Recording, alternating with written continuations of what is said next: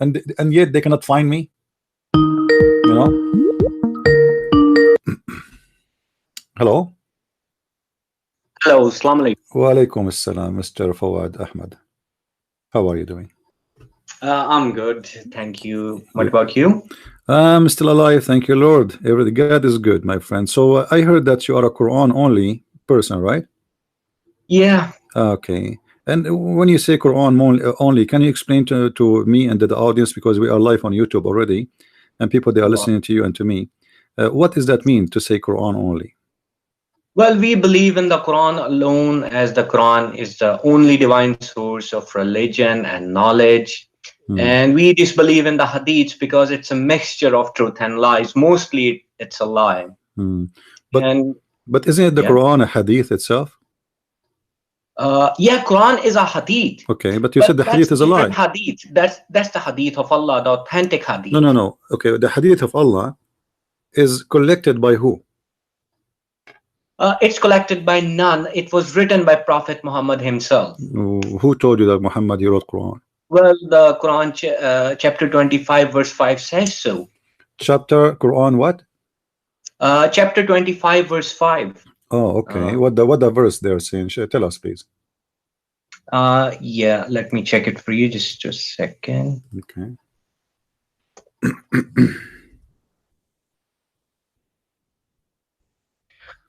Okay, it says, and they say legends of former peoples which he has written down, and they are dedicated to him morning and afternoon.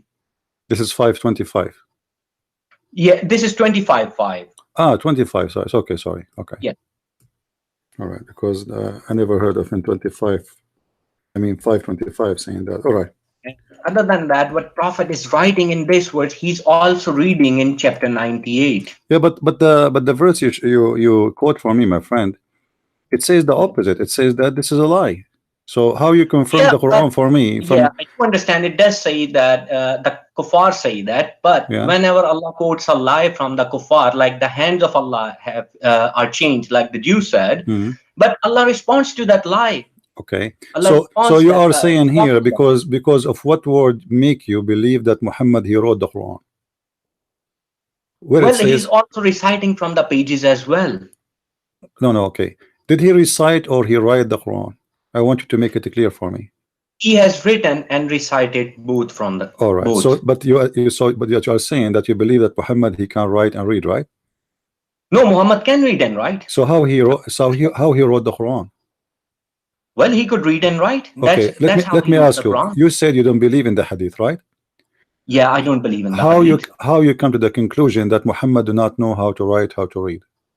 Well, Muhammad is actually writing the Quran in this verse, and he's reading in another verse, which is chapter 98. But this is not the question. The question is, you confirmed to me a second ago that Muhammad do not know how to write, how to read. So how you were able to know? I think I've said that must be a mistake from my side. I'm extremely sorry. All right. So let's rephrase again. Do Muhammad know how to write, how to read, or he do not? Yes. He did know how to read and write. So if we go to chapter 1 in Al-Fatiha, and I want you to go with me, Al-Fatiha, I'm sure you know it by heart because you pray it every day, right? Okay. Now, the story there about Al-Fatiha in the Quran is speaking about Muhammad praying to his God, right? Yes. Okay. That's the first verse, actually. Right. But then this is not the chapter, not the first chapter Muhammad he received. The first chapter Muhammad received supposedly is Al-Qalam, correct? No, that's not correct. This is the first chapter. This is what he revealed. The full story is in the Quran in chapter 53, how the first revelation was given to Muhammad and how Muhammad actually met Gabriel, the angel, for the first time. In which chapter? It's chapter 53. Chapter 53, what verse? Yeah, let me open it up just a second. Because that's a fake story where it says Ikra Bismi Rabbika Allazi Khalaq. So that's actually a fake story. Okay, so this verse is fabricated, you mean? No, the verse is not fabricated. The verse is just a general verse. Allah speaking to everyone. Just read in the name of Allah. Oh, okay. So the rest, Muhammad saying I cannot read, etc., is a fabrication, you mean? Yeah, that's a fabricated story. The true story that is in Surah Al-Najm from verse 5 to verse number 13. I mean, it's quite clear that taught to him by one intense strength, one of soundness. Chapter 5? No, chapter 53, verse 53. number 5. Oh, okay. Well, if we go there, as long as this is the verse you are saying, you know, is the one where the revelation started, you mean, right? Yes, this is about, no, this is not about, Allah is actually explaining later on in the Quran how the first revelation was revealed. Okay, so let me get the final answer. What is the first revelation Muhammad received? That's Surah Al-Fatiha. Al-Fatiha. Where you can how you can confirm that this is the first revelation? Well, we believe that it's word of God and it cannot be corrupted. Even the chapters cannot be, you know, Okay, misplaced or something. I want you like to go with chapter me. Let us 96, go. chapter Right. 1. That's just nonsense. Let us go with you in chapter 53, verse number 1. I want you to explain to me the first verse. What وَالنَّجْمُ إِذَا هَوَى mean? Right, I'll have to check just a second. I actually haven't opened the first verse yet. Mm-hmm.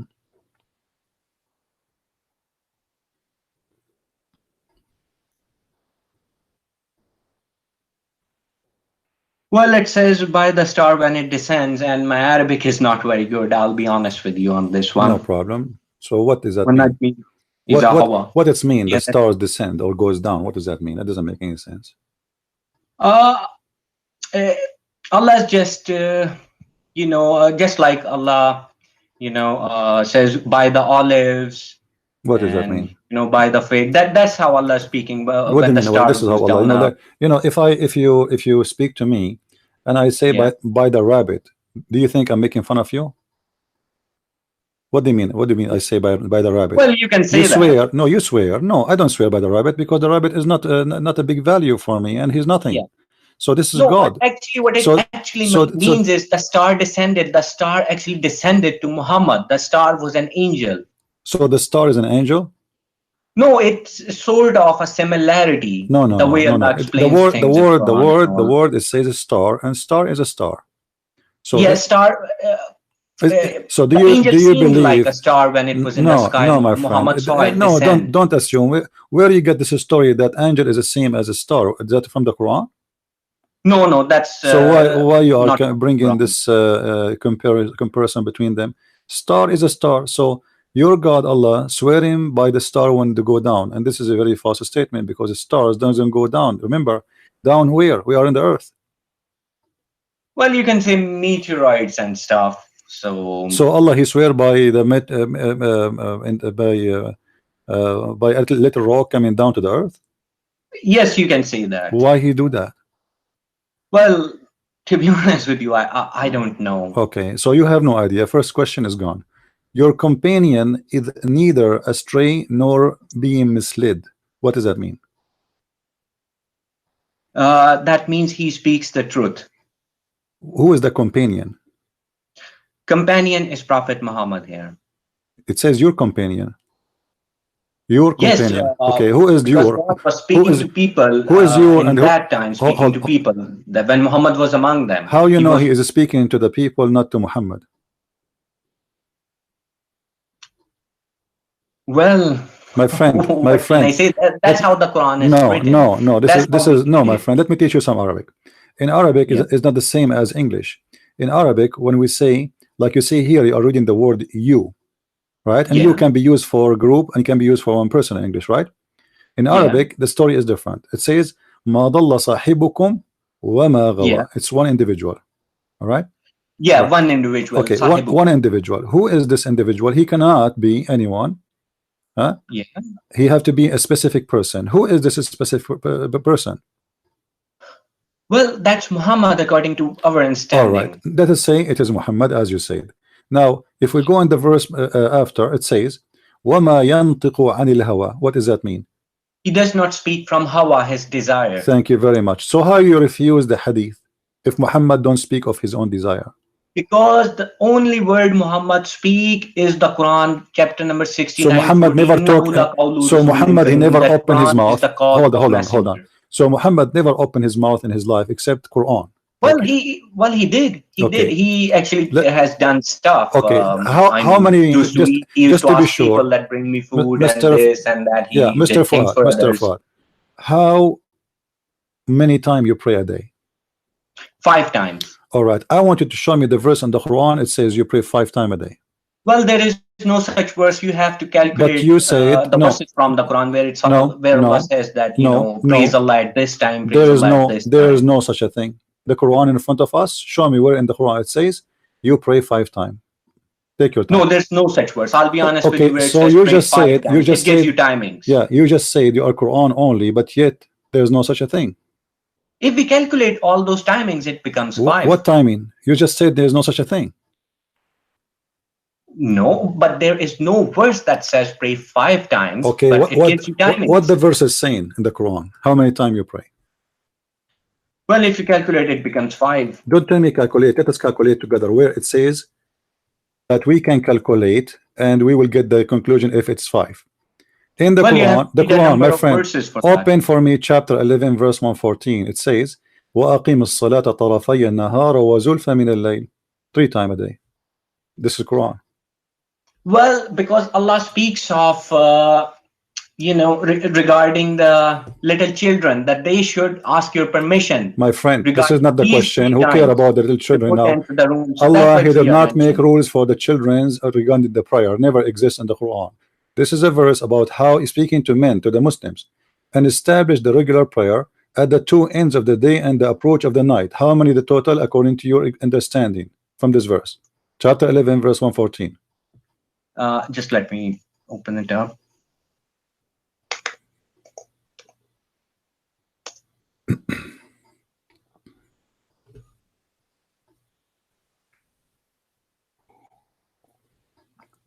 Chapter 11 verse 14. Sorry, just it's 114, not 14. Sorry, 114. Right, it's okay. Yeah. 11 114.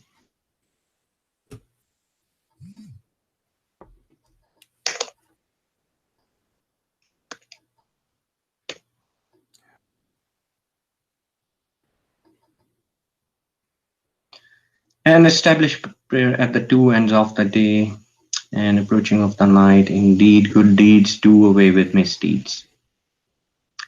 Well, 2 ends of the day and approaching of the night, it means 3.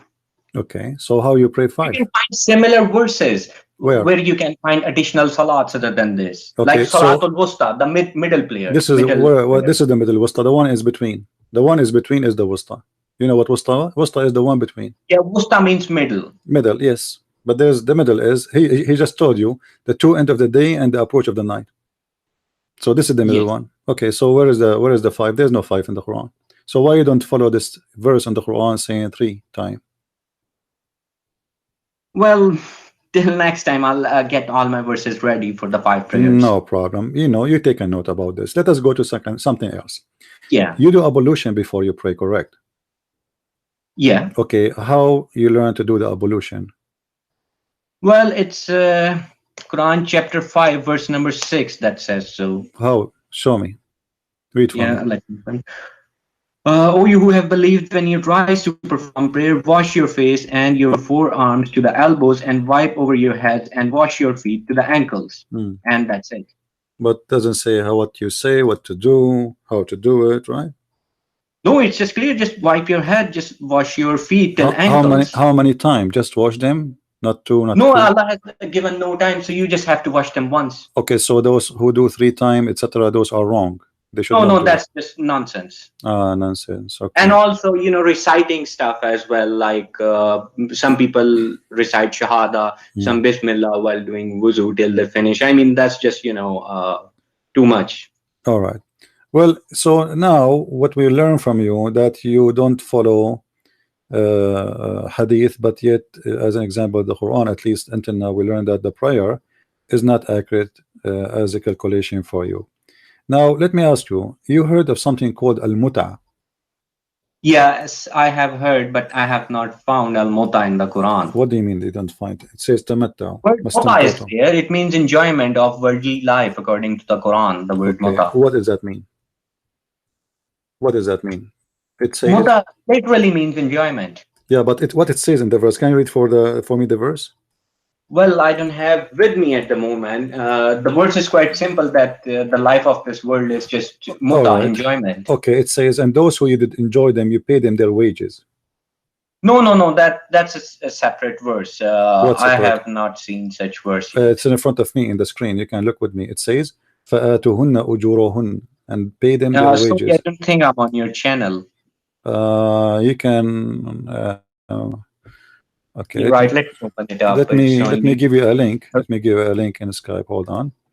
Well, I'm on laptop as well, and Okay. mobile Anyway, this is, you can open so your Quran from your side. Chapter 4, verse number 24. 4 verse 24. Let me open it.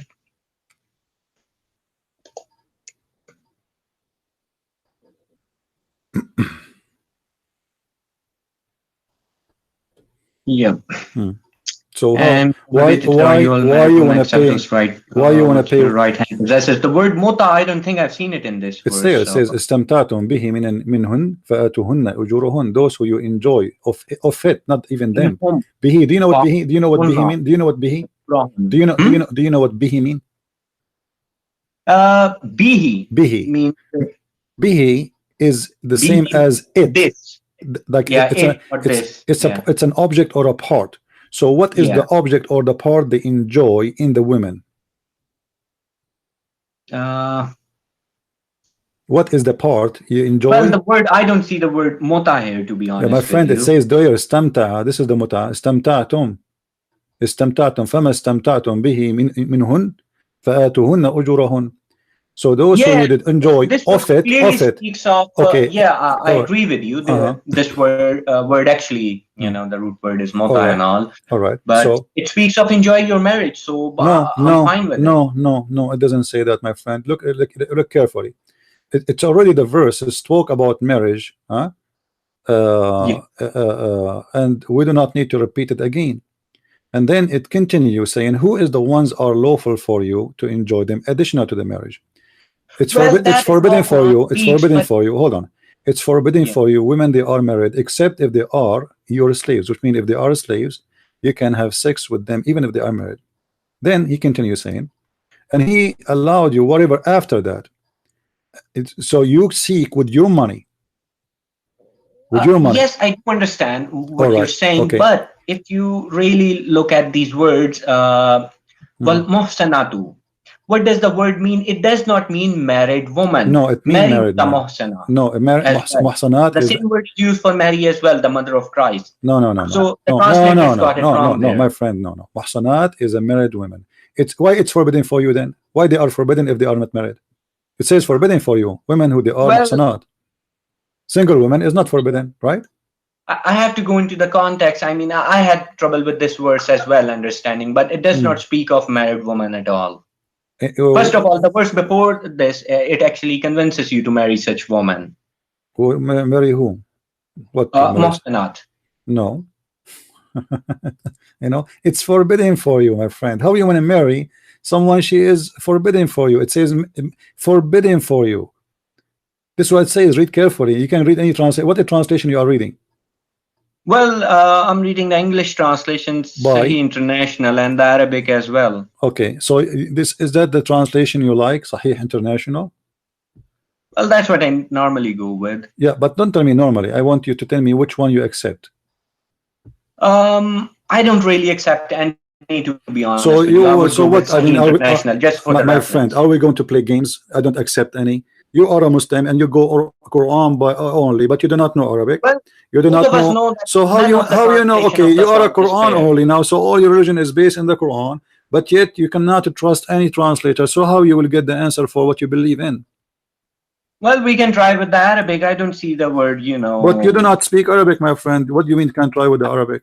Yes, I don't speak Arabic, but that does not mean I cannot read the Quran. But if you don't understand Arabic, because if you don't speak Arabic, you do not know Arabic. What do you mean you read Quran in Arabic, but you do not know Arabic? How you know Arabic, but you do not know Arabic? Well, I can translate with the words and. Okay, what the word istamta? What the word istamta mean? Where is that? Astamta. What do you mean where it is? Istamta. You cannot find it. Yeah, it means same enjoy. It's the same word as the mota. Okay, so now it says that those women you enjoy yet. What it? You enjoy yet. What is that? Yeah, it? Enjoy it. Be it. Yeah, what is that? What is that? It is women is an it. Well, that's how the Quran speaks. I'm asking you, my friend. I know this is how the Quran speak. This is why we are talking about it. So you enjoy yet, and then from them, the women, what you enjoy yet? What is that thing the men enjoy it to the point if they enjoy yet there, they have to pay the women money. Well, that's the part of Islamic marriage, that you have to pay them. For what? Why you pay them? Regardless whom you Why marry, you that's their right. why They have you to do it paid? anyway. Why you are paying them for enjoying it? You see, you don't understand the Arabic very well. Obviously, bihi is Yeah. about something, not the women. It's not the women. There is a joy you got there. Bihi about like something. There is something. It's it. It's a part. It's a physical part. What is that? You enjoy it. So if you enjoy it, you have to pay them money.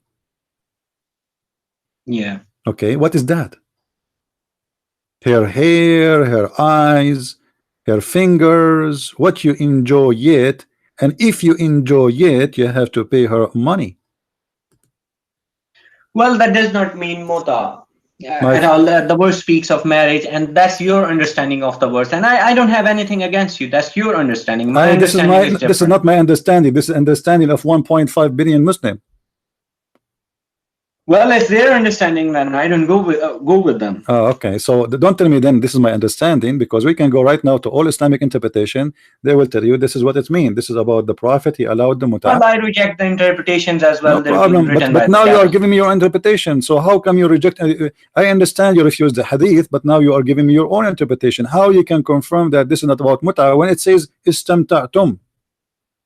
Well, I've told you that it means muta, so it's same. All right. Let me ask you a very simple question. Which one Allah created first? Yeah, that's a complicated question. What Allah created first? What is the first thing Allah created? Well, Allah created heavens and the earth and everything, the darkness and the light. So this is not my question. My question: what Allah created first? What is the first thing Allah created? Well, to remember, be honest with you are a Quran. Sort of answer in the Quran that what Allah created first. You are a Quran. You are a Quran only person. Yeah. So you can take your time. Find me what is the first thing Allah created based on what you learn from the Quran. Well, according to my knowledge, as much as I've studied, I have absolutely no idea. So I wouldn't just lie to you and make something up. Okay, can you give me a guess? No, I can't really, because there is no such verse that says this was made first, the first of creation. Really? Are you sure? Yeah. Okay. Yeah, I think so. Okay, let us see. We will go in the Quran. Okay. We will see. All right. Read for me, please. Chapter 2, verse number 29. Verse, chapter number? 2, verse number 29. Okay. It is he who created you all of that which is on earth. Then he directed himself to the heaven and made the 7 heavens, and he is knowing of all things. Well, it doesn't say anything was created first. Really? What do you mean? It says, let us read again, my friend. Let us read again. Yeah. Okay. This is a translation of Yusuf Ali. You can change the translation if you want.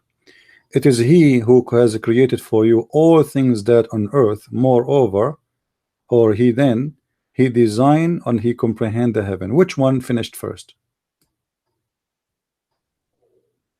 Well, both were done at the same time. No, doesn't say that. Heavens and the earth. It's, my friend, I know the Arabic word. Okay, do you know what the word thumma mean? Thumma. Summa means summa has 2 meanings. It means simultaneously and then. That's it has both my friend. Whoever said that to you simultaneously, this is a big fat lie. Do you want me to go right now to dictionary? Thumma mean after that, and there is a time. Not only it's not right away after. Thumma, it's mean there is a period of time. Actually, there's a guy. his name Learning Quran, Arabic Quran. You can go, he have a video explaining what thumma mean, and he explained to you that thumma is about you speaking about the second or next period, but there is a distance of time. So this is something happened first, and this is something happened after. However, there is a different of time, like a lot of time. So هو الذي خلق لكم ما في الأرض جميعا ثم إلى السماء استوى, or استوى إلى السماء فسواهن سبع سماوات. And you can read, like you are saying to me, you read yeah, I'm fine with the Arabic. If you go with the Arabic, I mean, you don't have to worry about the translation. Okay, You no can problem. just go with the Arabic. Yeah, but as you see, it says the earth was created first. Is that possible? Well, as I've told you, this is Quranic Arabic, and I can't really refer to any dictionary outside the Quran. No, so I'm asking you, is it possible that the earth is created first? Well, the verse seems like give the understanding, if you translate summa as then, means after. There's no other translation for thumma. People are recording me, and people, they can make fun of me if I'm lying. There's no other translation. Thumma mean after that. So is that possible that the earth is created first? Well, earth is just a planet, and heavens, they're actually just collection of many planets. Earth is nothing compared to heavens. I'm not talking about comparing. I'm not comparing. I'm saying which one is created first. Is it possible that the earth... Well, all of them were created at the same time. Who told you that? Where do you get this from? This is the question. Where do you get this from? Well, if you listen to Zakir Naik as well, who is Zakir Naik? Who is Zakir Naik? Zakir Naik is not even Quran only. So why you are witnessing for a guy who himself, he don't speak Arabic? He is not an Arab. You are referring to the same people as well. Some of them translate. I'm not. I never refer to anyone. I'm showing you Quran. I never refer to anyone. Who is Zakir Naik? Zakir Naik, if I want to play with him, I can smash him easy. I'm talking to you like in a friendly talk. I'm not debating you. Who is Zakir Naik? Zakir Naik doesn't even know how to read the Quran. So, yeah, I do actually agree with you on that. As an example, Zakir Naik, he said the word hur does not mean females. Do you agree with him? No, I wouldn't. Which mean in the heaven, your mother, with my respect to your mother, she is going to have a male guy to sleep with her. This is what he said. So who is Zakir Naik? Don't mention his name. So now let us go back to the topic. Yeah. Is that a mistake, or this is not a mistake that the earth is created I first? wouldn't call it a mistake. There's not a single mistake in the Quran. What do you mean? I wouldn't call it a mistake. It's just classical Arabic. Maybe they spoke this way back then. So I wouldn't count this as a mistake. But how Allah, he created the earth, everything in earth, and then he went to the sky and he made it 7 skies. How this happened? Let's make it simple. Let us go to different verse in the Quran. Let us go to different verse. All right, go with me to chapter 41 verse number 11. 41 verse 11. Yep. Okay, what that verse is saying, read for me please from the translation you have. Summa stawa ila samai. I mean, that's the same thing. Then he directed himself to the heavens. Okay, so what does that mean? While it was a smoke, and said to it to... What the word istawa mean? It means directing. Directing? What directing? Himself. What is that? Yeah. Do Allah need to direct himself? Like, does that mean he changed direction? What does that mean?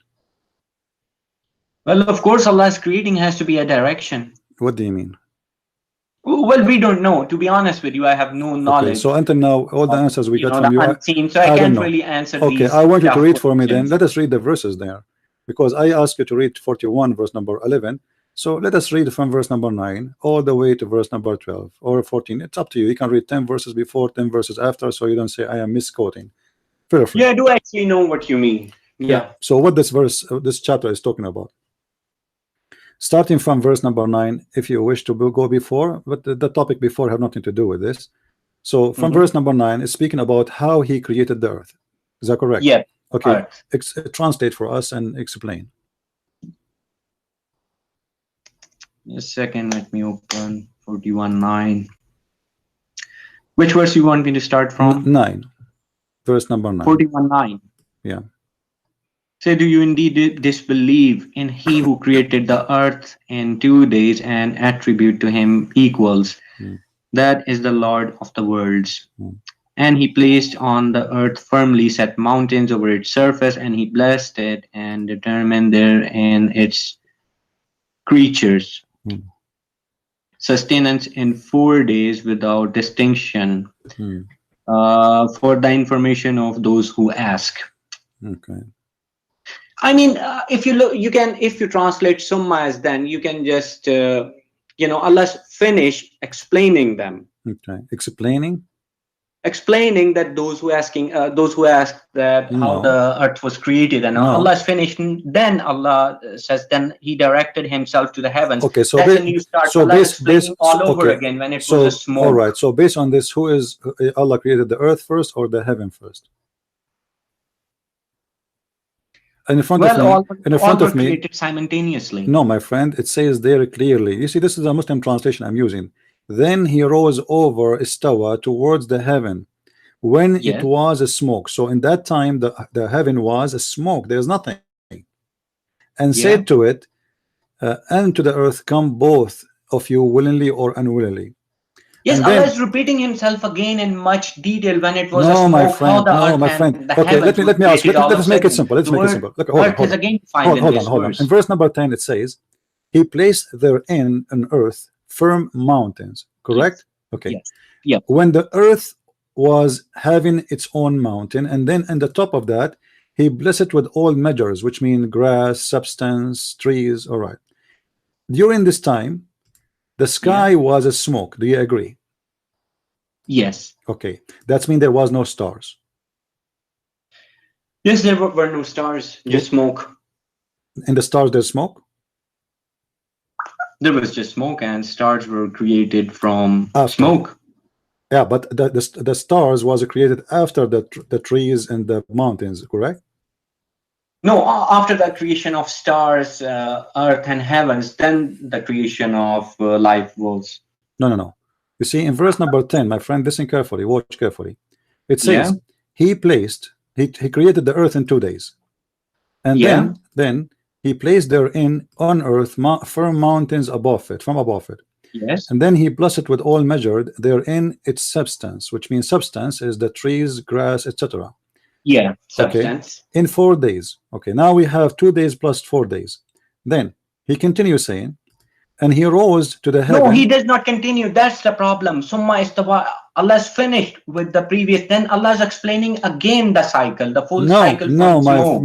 Then you speak English. Come on. When I say then, it's mean I did that after. Well, Allah speaks like this in the Quran. So my friend, don't tell me Allah speak like this. I know Allah speak like this. Let me go here. All right. This is your Islamic. Where is the website? To be honest with you, CP, I don't really agree with the Sunnis and others. So there's no point. I mean, I don't know what answers they have for twisting the Quran. They've been twisting Quran for a long time. So I wouldn't agree with their understanding. If somebody says something to me, I don't agree with him, then I delete all, even the dictionary. Who care about the Sunni? We can try and see what the Sunni, what the Shia, what etc. say. We don't agree with any of them, no problem. But we have Arabic word, and the Arabic word is written in the dictionary. If we go right now to the dictionary says to us that thumma, it's mean after that. Well, one of the first dictionaries for the Arabic is Quran. That's false, my friend. The Quran does not exist before Arabic. Quran exists long after Arabic. Who told you that? Well, Arabic was not a written language. My friend, listen. It was newly been written. This is the dictionary. This is the dictionary. Do you see it? I put the dictionary for you in the screen. I don't know if you can see it or not. Sorry, I'm still not on your YouTube channel. It says afterward, immediately afterward, and after that time, after that, therefore. This is the use after that, afterward. So later on. So all of this is what the thumma mean. Okay, so, CP, if you really go by the dictionary, then I have a really small part of the verse. If you can translate for me, even I have trouble with that one. Okay, what verse? It's chapter number 39, verse 23. All you have to read is just the first line. Allahu nazala ahsanul hadisi kitaban mutashabihan misani. Yeah. That's it. Okay. Well, that verse you quote for me is a horrible verse. Just the first part. That's it. Because that the one you just quote for me, it says that Allah He sent a book nobody can understand. Is that correct? No, it says Allah sent a book, best book, Ahsanul Hadisi, book of best hadiths. Yeah. Mutashabih, unclear. Masani, often repeated. Is that So what you your just scholars did you say? just I say mean, the did you Arabic just say scholars, I would say. did you just say any clear? Mutashabih actually literally means similar, but in Quranic context, it means unclear verses. Okay, so Allah is saying to you that this book He sent you a book is any clear. Yes, and that's the best. And you are book. trying to explain to me the Quran from any clear book. Sorry, pardon? And you are trying to explain to me the Quran from any clear book, because you just said this is what it means. Allah saying the book is any clear. That's the problem, because the Arabs cannot understand this verse because of the corruption. My friend, so why Allah He sent the book do you down? want me to translate the verse Why for you? why Allah He sent the book down in a language nobody understand, and the book is No, that's clear? not what Allah means. That's where the understanding of the Quran has been lost. I'll translate it for you, and Okay, let's hold hope on. it makes sense. Let us go back. Let us go back, my friend. Allah revealed Okay, hadith. okay, hold on. Let's go back. Yeah. You see, because it looked like we are going to go in a circle, and we will not reach into a conclusion this way. If we go back here, in the chapter 41, and read from verse number 9 already, or let us see, go, 41:9. yeah. He placed therein in the earth firm mountains above it. Was the mountains placed in the top of the earth? Yeah, the mountains are on top of the earth anyways. No, that's not true. This is not true. Who said that to you? Who said that the mountains in the top of the earth? No, it says here, it says he placed therein in the earth firm mountains. He placed, you know what placed mean? He put it there. Yeah. But is the mountain something thrown in the top of the earth, or the mountain is some coming from inside the earth? Well, we don't really know because we were never there. What do you mean never there? Science tell us that how mountains are made. We have when plates collide with each other, then the mountains are formed. So it's not placed. So this is a false statement. Mountains are not placed in the top. Well, according to you, you can say that it's false for you. But to be honest with you, I don't have anything against you, so I don't know why you're doing this to me. I'm not doing anything to you. We are talking about religion. There's nothing personal here, my friend. What are you talking about? So here, what we have, you're trying to deny it. Allah is saying to you that He created the earth in 2 days, and then in 4 days He put all things together in the top of the earth, including the mountain. He put it in top of the earth. Then He made the substance in the top of the earth, and this is all in 4 days. And then after that, He did istawa. Actually, you said to me directed. Is that a move? Well, I don't really know. It's astawa means directing. My friend, the word istawa, I mean level himself. He leveled himself. Yeah, you can say that. Astawa, right. Yeah. So level himself toward the heaven. Isn't it that mean he moved toward the heaven? Well, the verse says so, then it must be true. All right. So we agree now, both me and you, that he leveled himself toward the heaven, moving toward the heaven. And the heaven was a smoke. So when there was a smoke in the sky, there was a full earth. Yeah. Okay. But here, if you read with me after that, you will see that Allah, then after that, He completed and finished from their creation as 7 heavens in 2 days, and He made in each heaven its affair. And we adorned the nearest lowest heaven with lamps, which means the lamps was created long after the creation of anything in the earth. Do you agree? Yes. Yeah, you can say that. Okay. Yeah. So guys, I want everybody to take notes. Mr. Fawad, he just said that the stars, to make it simple, created after creating the trees and the mountains. Finally, we came to an agreement, me and Mr. Fawad. That's wonderful. Now, and this is as we see in the chapter 41, verse number 9 to 12. Now, if we go to chapter 79. 79, right? Yeah. Which verse? We can go from verse number 27. 7. Yeah. Okay. Can you read for me from verse number 27? Are you more difficult creation, or is the heaven? Allah constructed it. Yeah. I mean, that's an easy verse. I mean, that heaven was a much more complex creation compared to humans. Yeah. What does that mean? So he created the heaven, correct? Yeah, heaven and the life in heavens as well. Okay. What is the verse after it? Continue, please. Right. Yeah, sure. He raised its ceiling and proportioned it. And he darkened its night and extracted its brightness. And after that, he spread the earth. Okay. Yeah. Did you just say it after that? Did you just say it after that? Yeah, and after that. So what after that happened? After that, he worked in the earth and he made the earth flat. Well, that's all happening simultaneously. My friend, you are the one who used. No, it's not in the same time. You are the one who said after that. This is not me. And I asked you twice. Did you say after that? You said yes. After what is that? You continue. Means within those 2 days, okay, after the heavens. After he finished the heaven, he start working in the earth, making it flat. Continue, please. Yes. Okay. Verse number 30 and 31. From its water and its pasture. And the mountains he set firmly as provision for you and your grazing livestock. That's wonderful. Hold on.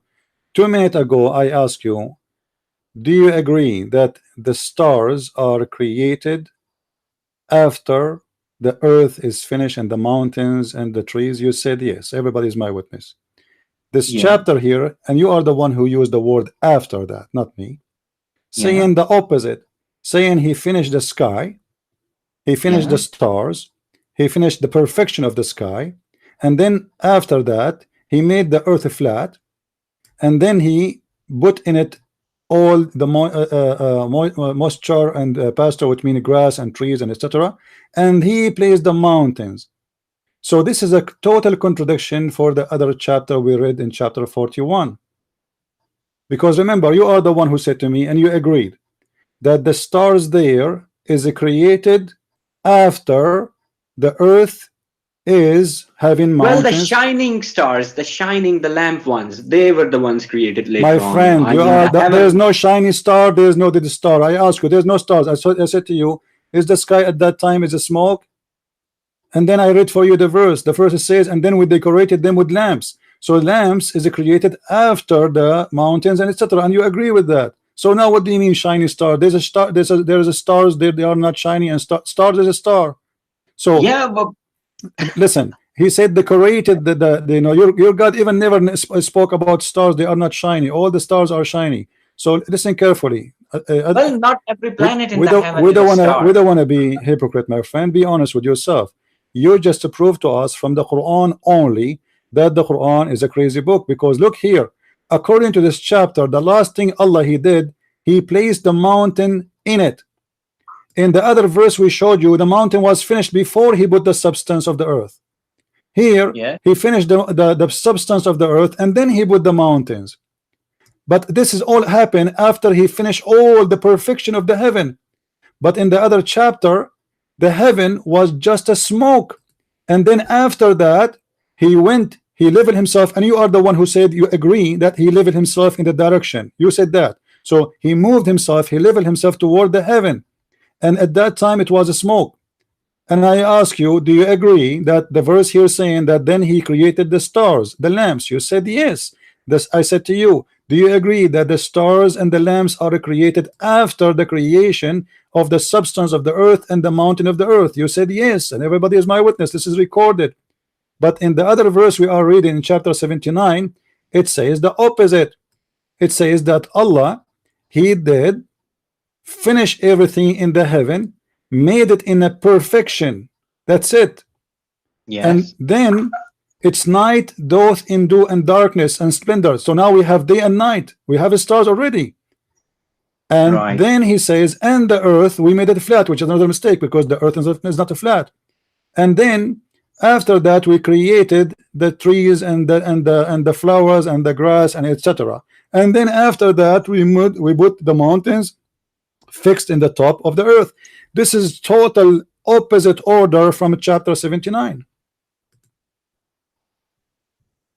Well, the thing is, it's all happening in those 6 days. So That I doesn't would say matter, my Allah friend. knows Who best. cares if it is 6 days or 7 days? This is not the question. The question, if I am God, I don't remember which one I made first.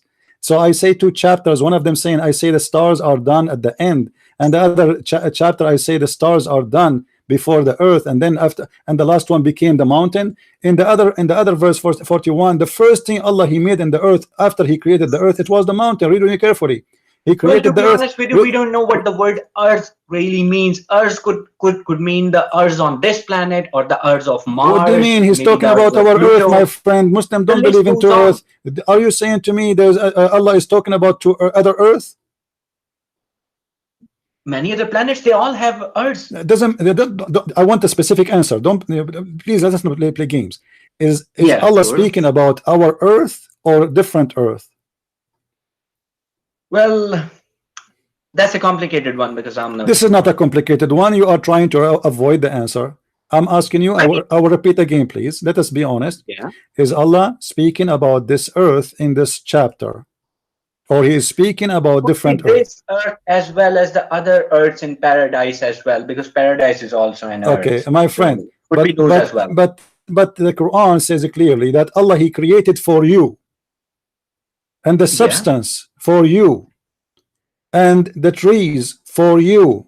The whole chapter about speaking about for you. This earth. Then I would agree with you. Okay, that means so now this is about our earth. So one chapter saying the earth was completed first, the substance, the trees, the cats, the rats, the mosquitoes, the goat, the animals are created because everything is finished.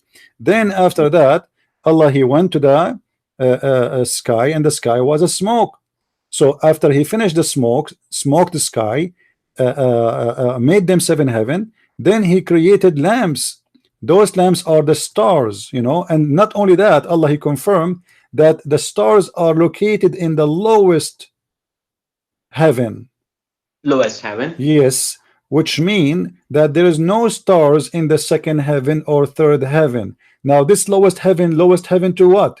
To the earth. Do you agree? Yes, to the earth. Okay, how in the world such a thing can be said? Because according to your God, the only stars it does not say there are no stars beyond our No, earth. it says that. He says He made in each heaven its affair, and we adorned the nearest lowest heaven with lamps. So only this one have lamps. It does not say we didn't adore other heavens with the lamps. No, it says that clearly because no, the where he said clearly where is the lamps are located. It is in the lowest heaven. However, this is not really important for my focus for me. You admitted, and everybody is my witness, that the Quran is a total book of contradiction. Once Allah He says, I finished the trees, I finished the grass, I finished the goat, I put the mountains, I placed everything, the earth became perfect, and at all this time the sky was a smoke. And then I went to the smoke, and you are the one, listen, Fawaaz, and you are the one who said that Allah He leveled Himself toward the heaven when it was a smoke. He then do that. This was the next step.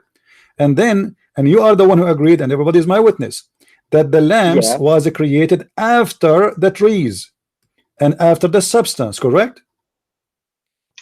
Yeah. Okay, but the other one is saying the opposite. The other one is saying that Allah He created total opposite direction.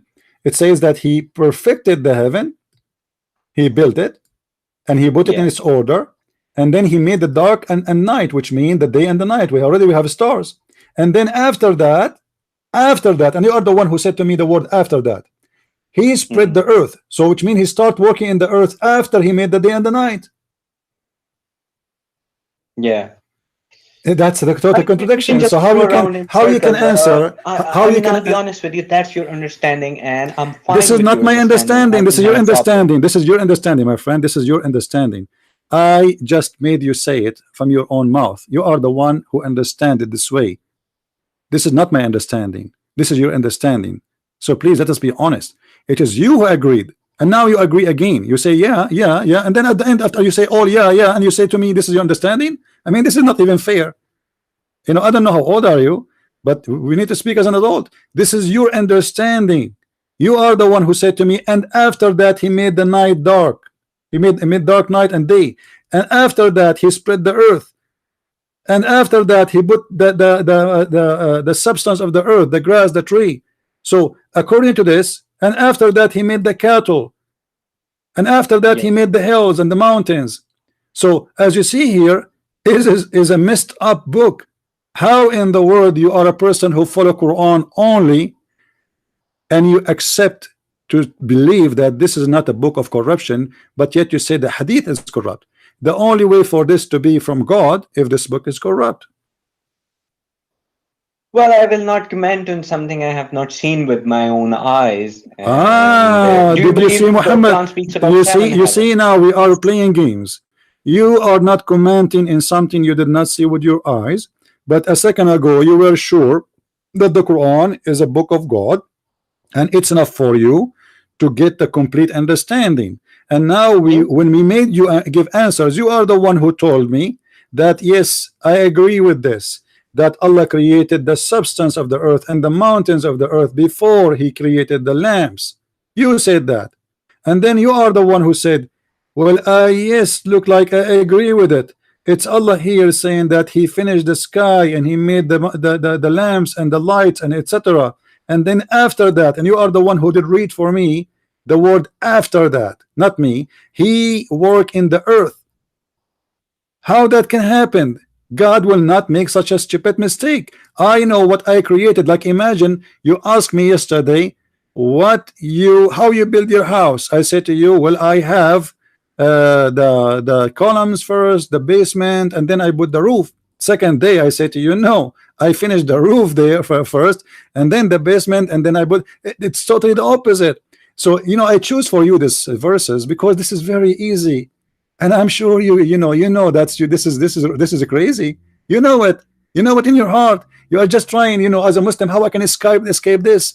I came to this guy to talk to him that I'm Quran only. I thought we can avoid the hadith and he can get Islam busted. But here we go. No, I never came to bust you, to be honest. No, I'm saying no, escape. I don't have such intentions. No, I'm not saying you are coming here to bust me. My friend, I say to you humbly, nobody can get me busted. I am the Christian prince who nobody can debate me about Islam. I'm not even debating you. I'm just chatting with you. You are no match for me. My friend, you just admitted, and everybody is my witness, that Quran is not from God. Because there's no way God who will say your understanding of no, this is your understanding. People, they can play, my friend. You are the one who explained the verse for me. I went with you step by step. You are the one who agreed about things in the verse. What you agree upon is contradicting your own words. You agreed about it, not me. Remember, let me go slowly. Maybe I'm going fast a little bit. You in chapter 41, you said, and I asked you, and people, they can go and play the video again. You said that Allah, he created the mountains and the substance and the trees first, and then he finished the sky, and he created after that the lamps. I asked you 3 times about it, and you repeated, you say yes. Then we went to the other verse in chapter 79, and then you are the one who did read for me, and you are the one who said, and I remember very well, and after that he spread the earth. But after that he spread the earth, that means he finished the whole sky before even he touched working in the earth. The earth can be created, no problem, but after that he started working in the earth. However, in the other verse it was the opposite. He finished working all what is ever in the earth. He taught us what he did. The first thing he did, he placed mountain in the top of it. In chapter 79 verse number here, verse number 32, it says that he did put the mountains at the end. It's the opposite. But in the other verse, the first thing he did, he placed the mountain in. The first thing, and then after that, he made the substance. Here is the opposite. Here is the after he made the earth flat, which is not a very false, stupid thing to say from God, because the earth is a flat. He put the substance of the earth, then he placed the mountain, then he created the cattle. So according to this chapter in the front of us, 79, the last thing is created is the cattle. According to the other one, the first thing Allah he created for the earth, and the top of the earth was the mountain. Then, I mean, it's clear. I can see he created the mountains first and then the cattle. The verse 79 is in order. It's that's what it says. oh, that is wrong. You see, it's contradiction, total contradiction. Again, I'm just, I think, confused over there. Okay, so you are confused, no problem. I understand. I never saw a Muslim is not confused, so don't be sorry for yourself. You are not the first, not the last. Now, let me ask you a very simple question about your religion. I think people they got the idea that this book is not trustworthy. Do you think a prophet of God, he will make verses for him for the sake, excuse my language, I'm not being rude, I'm not a street person, I'm speaking religion. He will make verses for the sake of his benefit, especially when it's about sex? Well, CP, I have never heard of such verses What do you mean? that speak of sex. Really? Yeah. Okay, you never heard that the prophet, he have a chapter speaking about him, that Allah he made lawful for you, your cousin and the daughter of your cousin and the daughter of your auntie and the daughter, etc. There's a context to that verse that you can marry them. No, okay, That no problem, no Allah problem, has no problem, no made problem, lawful for no you problem, no to problem, marry. no problem, no problem. Here it says, إن أراد النبي أن يستنكحها خالصة لك من دون المؤمنين. What does that mean? Chapter 33 verse Which number chapter and 50. verse is that again? Chapter 33 verse number 50. 33:50.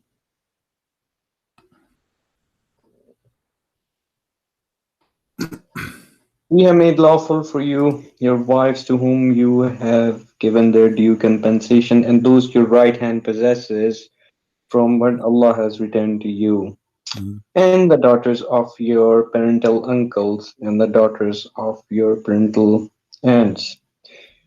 Lawful means you can marry them. Okay, I'm not saying, you see the word, but it doesn't say lawful actually. It says just تنكحها. يستنكحها, and the word yankah literally mean to F her. Now, to prove that he is going to F all those women, not to marry them, it says just تنكحها. Listen, my friend. You know a little Arabic, and that will help me actually in the mission we are doing. Yeah. It says here, يا أيها النبي أحللنا لك. It's lawful for you. This is the word lawful. Okay. Yeah. Your wives, but they are already his wives. He will not marry again, right? Yeah. Okay. Wives are just lawful. Thank you very much. So this is not about marriage, because you cannot marry your wife again. So here is counting for him. Listen. No. Listen. He is counting for him who is lawful. Not he is not speaking about marrying, because look, it says your wives and those who you pay them or your wages, and those who you own them, slaves. You can have sex with them too. This is not marriage. Right. Yeah, slaves are lawful for you. Mimma afa al-fay is what he got from the booty. And then he count. وبنات عمك, and the cousins of your uncle, your male uncle, and the banatu ammatika, your female auntie. Okay, but now he continues saying, read carefully. وامرأة مؤمنة إن وهبت نفسها للنبي إن أراد النبي أن يستنكحها. Explain to us, what is that? And any believing women, she offer herself to the prophet if the prophet he want to F her. خالصة لك من دون المؤمنين. Only a privilege for you out of all the believers. This is a privilege only for the prophet. Yes, I do agree with you. Why? This was the privilege given if any woman wants to marry, not okay, why? Okay, why? Hold on. Let us say, for the sake of argument, why Muhammad, God, he sent him a verse saying any women she can marry, as you said, not if, the prophet, and this is a privilege only for Muhammad. Why? Yeah.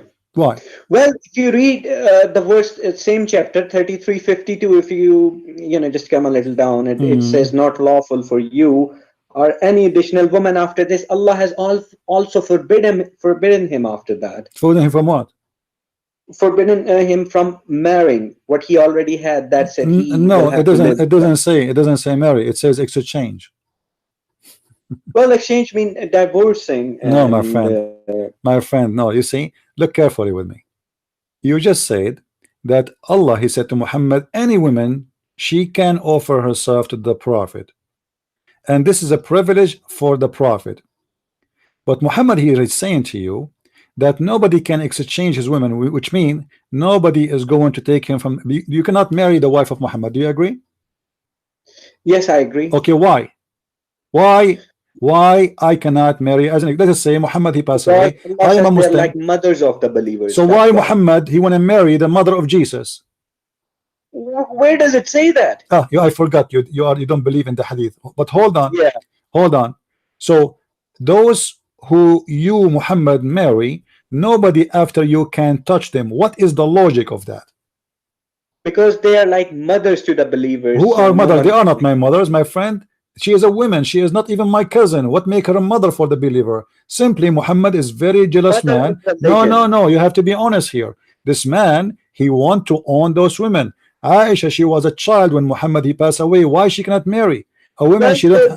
There's no Aisha. Aisha never existed. It's just some personification of Arabs. Oh, Aisha. There's no Aisha. Aisha never exists. Okay, how you know Muhammad is exist? Well, there's no mention of her in the Quran. Okay, what is the name? What is the name of what is the name of Muhammad? What is the real name of Muhammad? Well, his name was Muhammad. That's it. No, the Quran says Ahmed too. Yeah, Ahmed too, but that I believe is in Hebrew, context, because in Hebrew. What Muhammad mean? Muhammad means, the root word is hamd, so it means praised one. The praised one. Does that mean he is God? If he is the praised one, who is praised too? No, he's praised for his duty. Who is the praised one? No. He is the praised. He is the praised one. He is the one you praise. Muhammad is the one, the praised one. You are the one who said that. So if Muhammad is the praised one, who is praised too? No, Muhammad is praised by Allah. He's not praised by Allah. Is praising Muhammad? Yes, praised him for his honesty. Who is God? Okay, hold on. Who is God here? Allah, he praised Muhammad. You just said, everybody heard you, that according to you, you believe that Allah, he praised Muhammad. I thought the prophet, he should praise God, not God praise the prophet. He was praised for his delivery of the message, how honest he was. How honest in which way? Okay, let me ask you. Okay, I want you to go to chapter of At-Tahrim. Let us see if Muhammad was honest. Yep, let's see. In the chapter of the Tahrim, verse number 1, Allah, he said to him, why you are forbidding what is not lawful for you? Where is the honesty? Chapter 66, verse number 1. Right, just a second.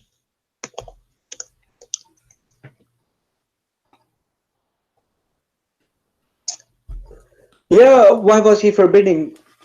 So he was not forbidding lawfully, right? It was not a lawful forbid. Just forbidding something to satisfy his wife. But this means he is not lawful. He is not to be praised because he do things because of the connection. Okay, let me ask you. If I am a president, listen for it. If I am a president or a king, and my wife, she asked me to make a law, and I am a prophet in the same time, just to make my wife happy, I make a law. Does that mean I'm a good king?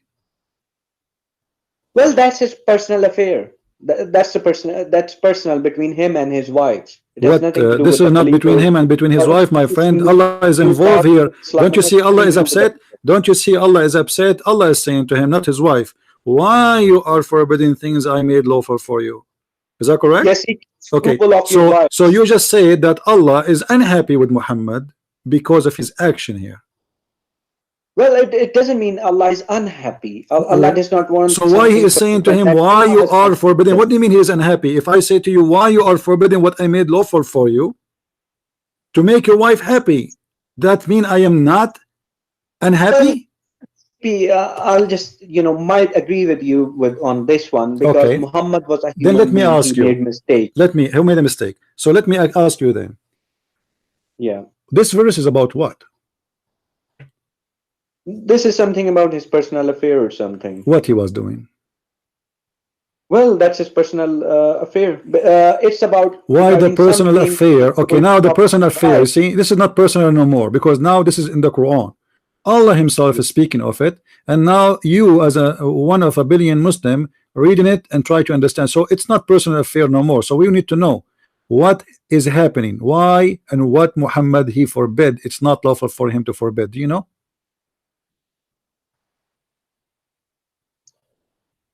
Well, the verse doesn't say so. So what the point of this verse? So what the point of a verse? It doesn't say what is the purpose of it. How we will know now? Put mutashabih verses in the Quran deliberately. You see, this is a crazy, my friend. You are saying to me, I have a book, nobody understand what it's mean, but I'm going to explain it to you. No, you can't really explain unless you take the Sunni understanding. I know what that means. So no, explain to me then. Don't tell me the Quran is a clear book. The Quran says in many verses that this is a clear book. فَصَلْنَاهُ تَفْصِيلًا. So how it's a clear book, but now a simple verse I'm asking you, what was that none can touch it. What does that mean? Okay, let me ask you a question then. What mutahharun mean? It means purified, clean people. Is Muhammad clean? Is Muhammad clean? Yes, of course. How you know? Allah kept on purifying him. Where? Well, he was a messenger of Allah. So, obviously, messenger of Allah. I just showed you, messenger of Allah. He is busy having sex with women, saying to women, any woman she want to give herself to me, I'm ready here for you. What kind of a message of God is God? That's not the understanding. It's about the marriage. It depends on how you read the Quran. My friend, can you name for me one woman she? Okay, can you name for me any woman she offered herself to the Prophet? She became his wife.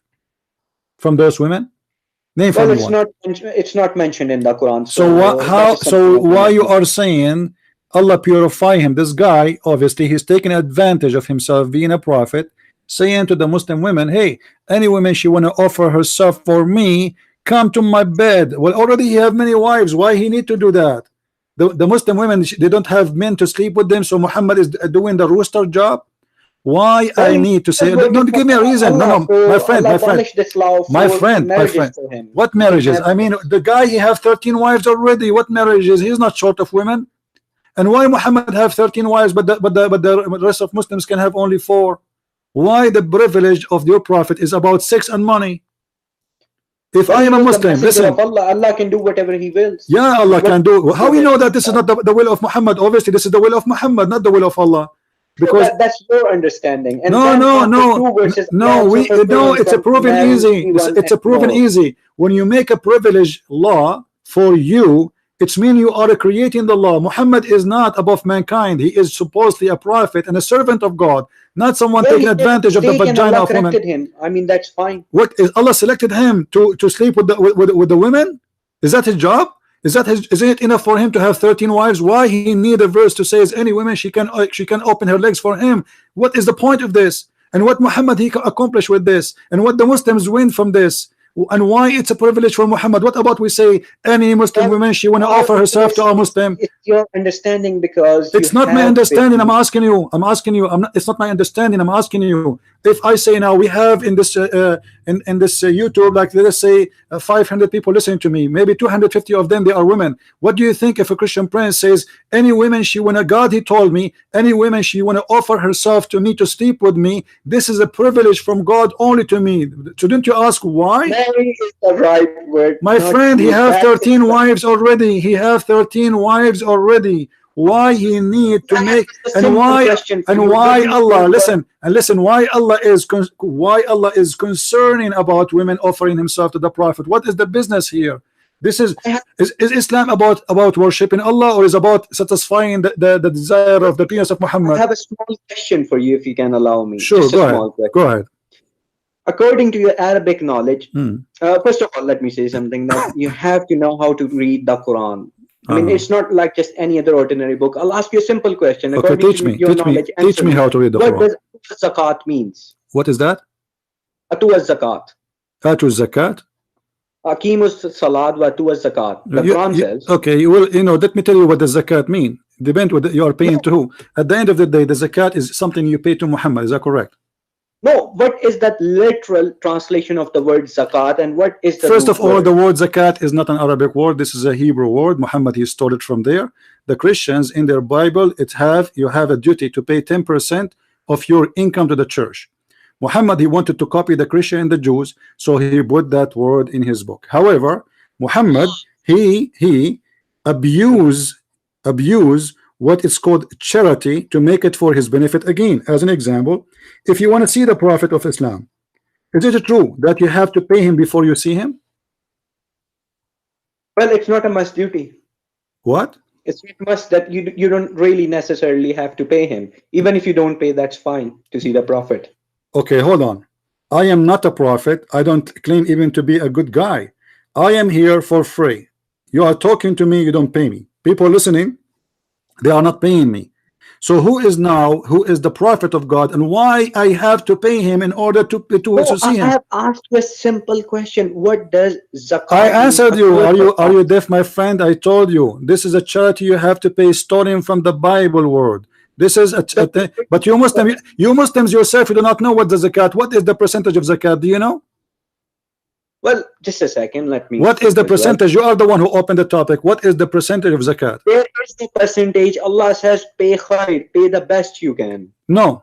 I mean, let me get the Okay. verse for you. Hold on. It's in front of me. Don't worry. But let me show you how Muhammad, he took the charity for his pocket. In chapter 58, verse number 12. Can you read for me and translate? Which one? Chapter 58, verse number 12. 58:12. Okay. Oh, you who have believed, when you privately consult the messenger, present before him your consultation a charity. The Arabic word is sadaqah, not zakat. Yeah, I understand. So, what does that mean? Well, they're totally different things. No. It's the same. At the end, everything is going to the pocket of the Prophet. Word for word, Everything. Zaki, okay, when you pay zakat in the time of Muhammad, who is the one who get the money? Well, then it also said this is better for you and purer. But if my friend, answer the question. I've answered the question. Answer the question. Do you say, okay, listen, what najwakum mean? What you have to provide najwakum? What does that mean? What private consultation, you can okay, say. so is this verse saying that you have to pay the Prophet before you do private consultation with him? The verse also says if you don't have, Allah is a Ghafurur Rahim. Allah is merciful, forgiving for what? Is that a sin not to pay the Prophet? Well, that's how he said. Yeah, because you are making it a sin. You make the Muslim feel guilty. Okay, you know what? But if you don't have, Allah forgive you. That means it's a sin. So why this Prophet, who is taking the fifth from every attack? The Quran says, "Al-khumsu lillahi wa rasulih." He have already the fifth from every attack. And and not only that, he have listen, he have the best of the booty. Is that correct? I can show you the verses one by one. No, that's not correct. I know you're speaking of Surah Al-Hashr. What not correct? What is not correct? That he kept all the booty. He donated everything. No, he don't get all the booty. He take a fifth of the booty. Yes or no? Yes, he did. Why he get the fifth of the booty? Because he donated that stuff as well in the way of what Allah. do you mean he donate? This is for him. If he want to donate, he give it to the Muslims, all of it. This is only for him. This is how he survived on charity, on sadaqah. He was not hold on. So you are saying to me, Muhammad, to survive, he have to get the fifth of the booty. Let us make a small calculation. The Muslims attack the Jews, and they stole from the Jews, let us say, $1 million. And Muhammad have an army, let us say, for the sake of argument, 10,000 soldiers. Now we have $1 million, and we are going to divide the 1 million. All right, I'm going to use my calculation to get accurate numbers. we will divide it to 5. Yeah. Muhammad, he will get $200,000 from the million, correct? Yeah. And then we have what? We have $800,000 will be divided in 10,000 soldier. Yeah. The total is every soldier will get $8. Yeah. And Muhammad alone will get $2 million. Well, the share And you of are telling Allah me, in hold on, hold Muhammad's on, religion. hold on. You are telling me a Muslim, he can survive with $8, but yet Muhammad, he need $2 million to survive. Well, first of all, it was not that much. And regarding what What that much? Muhammad was We are given, just doing the Quran, my friend. We made a Yes, number. We made a number. We made a number. Hold on. What do you mean that not much? This is what the number says. The 5th to Muhammad. The 5th to Muhammad. Very simple. So if we have a million and we have 10,000 soldiers and we have Muhammad will take the 5th, the number is very easy to get. So this isn't how much, this is how it is. So how Muhammad can survive with he need $2 million to survive, and he is the humble man. He is the one who don't care for money. in chapter He is the 59, nice. verse 7, So Allah explained in what the top of Prophet that, does. listen. In the top of that, he is asking the Muslims, before you see him, you have to pay him. This is additional now. The 5th is from the booty. Here is not the booty. Here is he's forcing the Muslims, if you want to see me in a private consultation, you have to be rich. However, if you are poor, may Allah forgive you. It's like a sin. What kind of prophet this prophet is? Let me ask you a question. Did Jesus collect money from people to talk to them?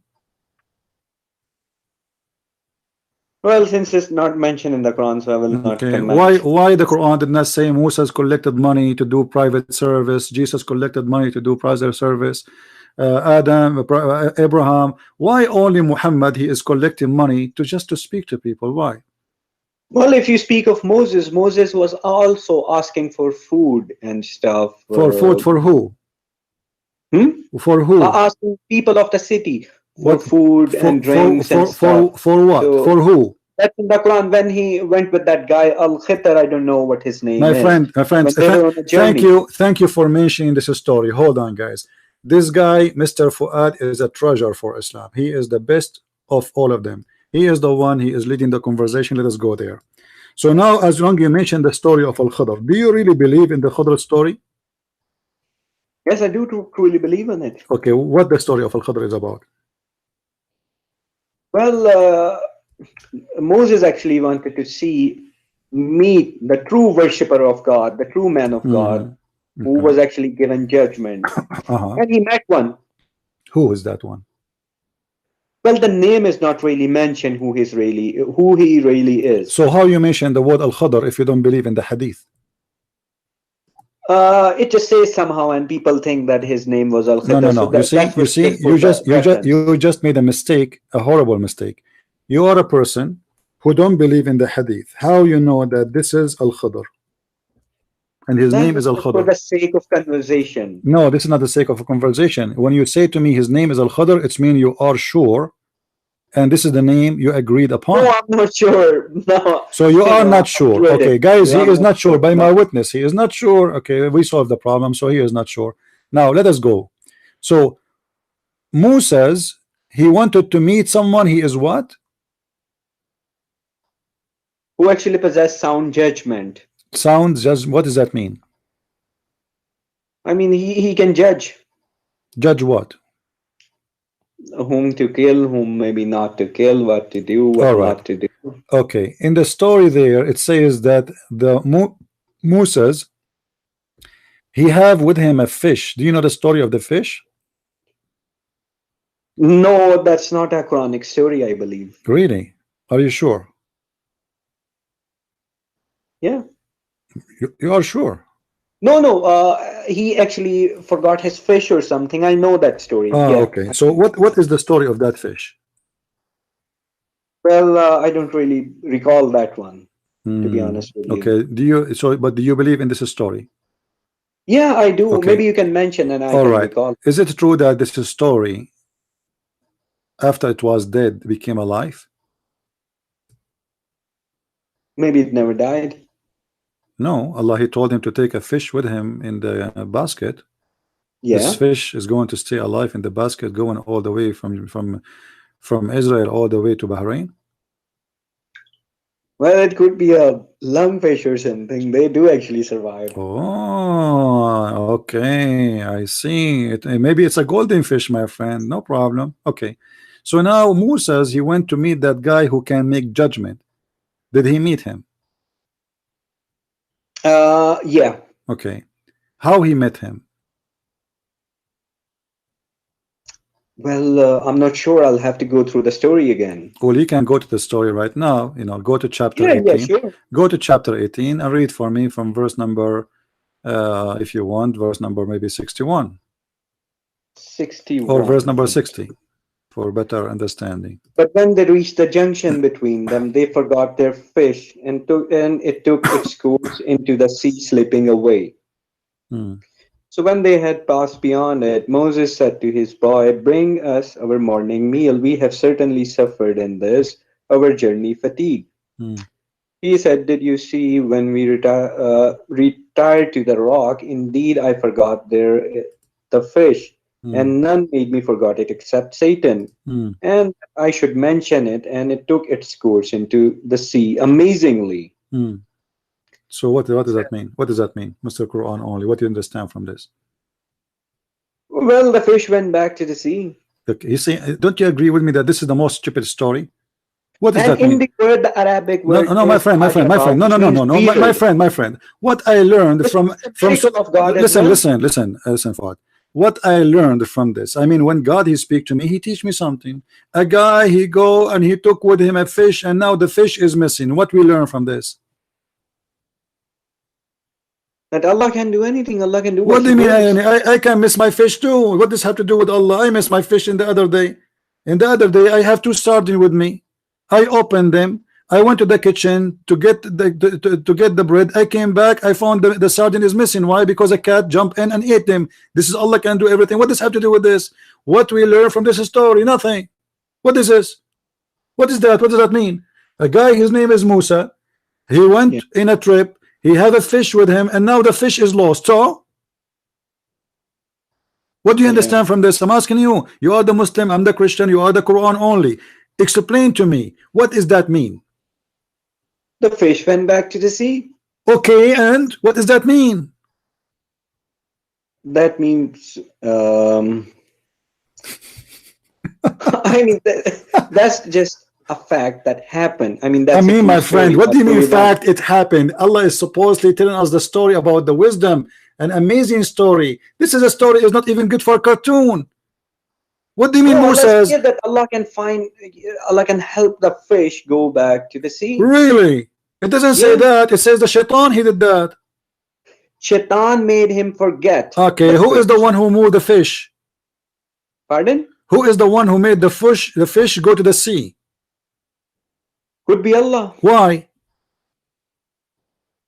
Well, I don't know. But Maybe this is there's a lesson. But in this it. is their lunch. What the purpose of the I don't story? know what the purpose of this verse. So says why to you you. are saying to I'm me ready I am a why you're Quran making only? me You read see, this my verse. friend, until now you fail to answer about anything. Each time I ask you something, I said, well, I don't know. You know, Allah saying that I don't know. So you are Quran only, but the Quran, I don't want. I'm not being rude, insulting you. Don't take it this way. Quran for me is a stupid book because the purpose of a story is to tell me something, teach me something. So what we learn from this now? Nothing. Well, that's how he met that guy. What is the duty of this fish? supposed to Listen. If I make a story for you, everything should be in the story have a reason to put it in the display, correct? So now what is this fish is about? Well, this fish, I mean, it was something weird that happened. Even Moses said in the end, ajaba, which means weird. I mean, even Moses was amazed that, you know, this is just weird. I mean, guys, Moses was amazed. Moses was amazed. All right, listen. So Moses was amazed because the fish is missing. He was not angry because now he have no lunch.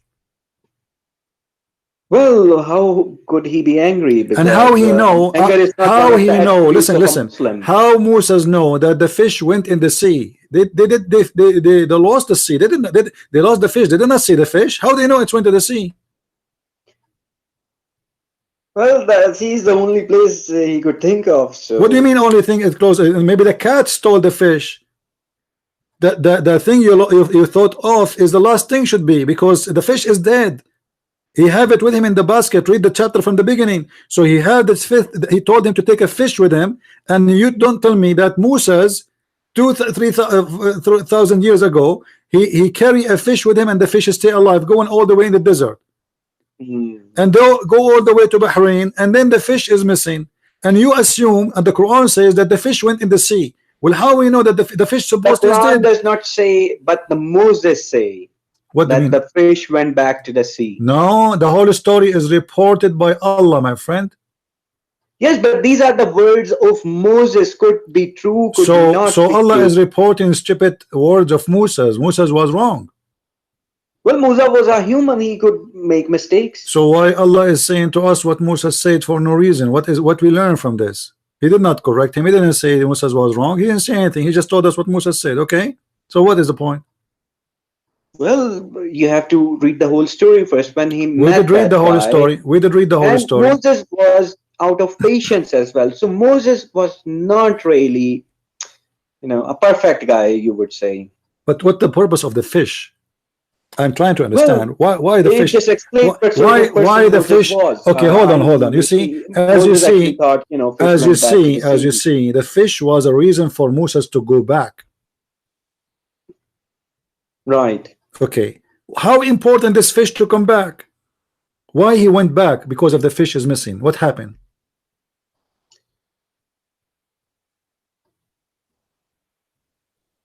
What happened? And they found servant. Well, they just went back. Why? And Why? that's where the man. Why they went back? Yeah, they went back and they Why? found a But why? servant Why? from among our servants to Why? whom we had given mercy from us. Okay, why they went back? To look for the fish. Amazingly, a guy is crossing the continent in Asia, and now he will go back to look for the fish. How in the world you are a man, a growing man, you believe in this? Fish? So you are saying to me, I'm driving all the way from California, all the way to New York. Hold on. The fish left. Look, hold on. Its journey back My to friend, the sea, and it left my a friend footprint. Fuad, my friend Moses Fuad. was following that. Hold on. I'm driving from California all the way to New York. Will take about 2 days or 3 days driving. Then in the middle of the way, I lost my fish. Do you think really I will go back from New York all the way to Wyoming to find the fish? I mean, why the fish is important? Is that a golden fish? I mean, those days was different. That was all he had to What eat. do you mean all he had? No, he will die before he it. find it, my friend. If this is all what he have, will be stupid to go back, because it's better to find other food to eat. Are you telling me that two men, they will live the whole journey eating one fish? There was nothing where he was. My friend, are you telling me that those two men, they have nothing to eat all their journey except this fish? Yep. So how they will survive? Fish only? The one fish? I don't know which fish it was. Do you know how far? Do you know how far Egypt or Israel from Bahrain? You have to cross all the way. You have to cross. Listen, you have to cross Syria. You have to cross Syria all the way to Iraq, and then all the way you cross all the way to Bahrain.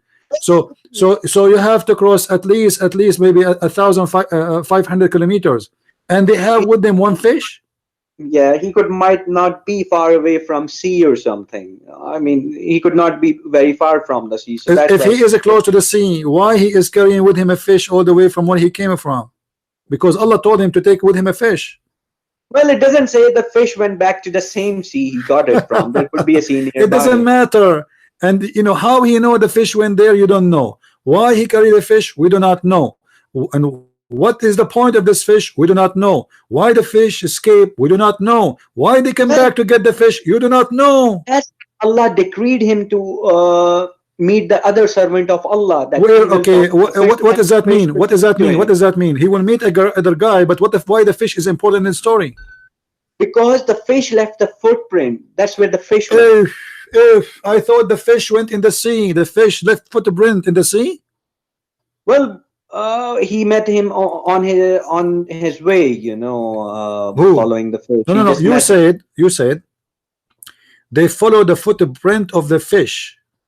Yeah. Okay, how the fish? Have you ever heard of a fish have footprint? Well, it's a translation that's. Are you saying that the fish was walking in the desert?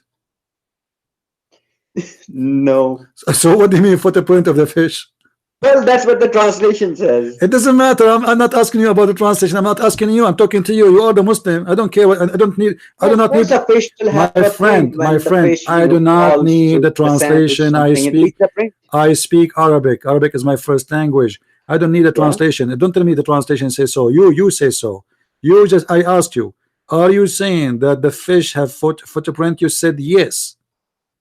So you are saying that Moses, he lost his fish, and the fish was walking down a street, la la la la la la la la la la la la la la la la, and then Moses, he said to his servant, let us follow the footstep of the fish. I mean, even a cartoon they don't have, man. Well, see, even in cartoon, see the word foot in the Arabic. Don't tell me, it's you who telling me. I asked you, you answered me. I'm not explaining the Quran for you. You are the one explaining to me. You are the one who repeated more than twice that this is the footsteps of the fish. I want to know how in the world you as a grown man believe that the fish walking in the street and have footsteps. Do the fish even have a foot? The Arabic word my friend, do the fish have foot? No, the fish don't have so foot. How you say the footstep of the fish? Well, it's the translator that got me wrong. It doesn't matter. I mean, come on, guys. I don't know what's wrong with them. And I was using the same word just for the sake of understanding. All right, let us move on. Let us move on. Finally, Moses, he met with the prophet Al-Khadr. All right, okay. And what Moses learned from this prophet? That he had the judgment. God has given him knowledge and judgment. But as you see there, if you go to verse number 74, this Khadr, he met a little boy and he slaughtered him. Yeah, he slaughtered him. Why? Because he was a kafir and he was burdened on his parents. He actually did his parents. Oh, hold on. Guys, did you hear this? I said to him, he slaughtered a boy. He said he slaughtered him because he's a kafir. So you are saying to me, you as a Muslim, if you are a wise and perfect judge, if you see a boy who is not a Muslim, you will slaughter him. Well, the verse also says he was a burden on his parents. He's a boy, my friend. Give them something better than what it doesn't say he is burden. Where it says that, show me. If you show me that, I'm going to commit suicide.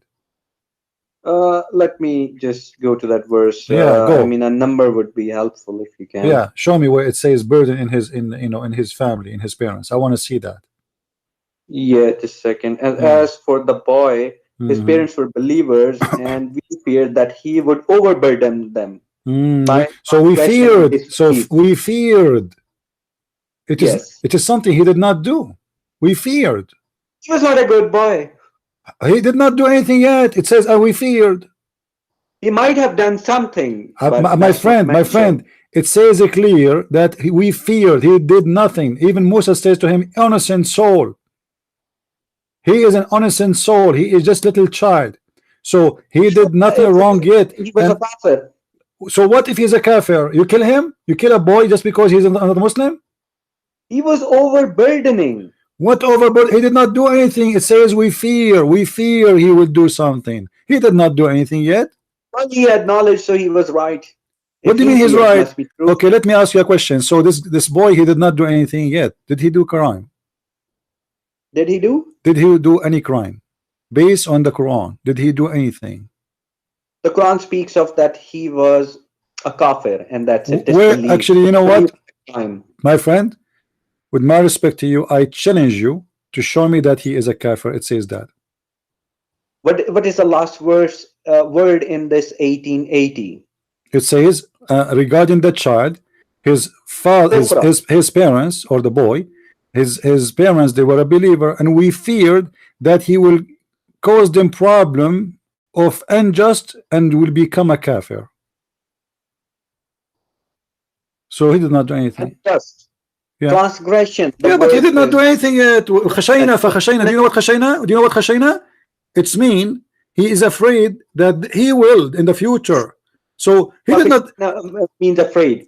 But the word is Togyana, that means transgression. Oh, doesn't matter. So what he would do in the future? So you kill a person before he do it? Well, he had sound judgment. What do you mean judgment? Are you saying to me in Islam you kill a person before he commit a crime?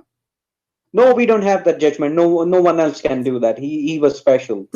So what Moses will learn from this? So what the wisdom of Moses he learned? Because this is only one. Why this guy he know that he's God? No, Musa actually learned that there are people more. What he learned? What he learned? He learned nothing. He learned nothing. Actually, Moses he was kicked out of the class. If you read the rest, you will see that Al-Khadr he says to him, "Get lost, man. Go back home." He fired him from the school. He fired him. Okay, so now Moses is still stupid and Al-Khadr is smart. What is the wisdom of killing a boy before he commit a crime? Well, Al-Khadr knew. What?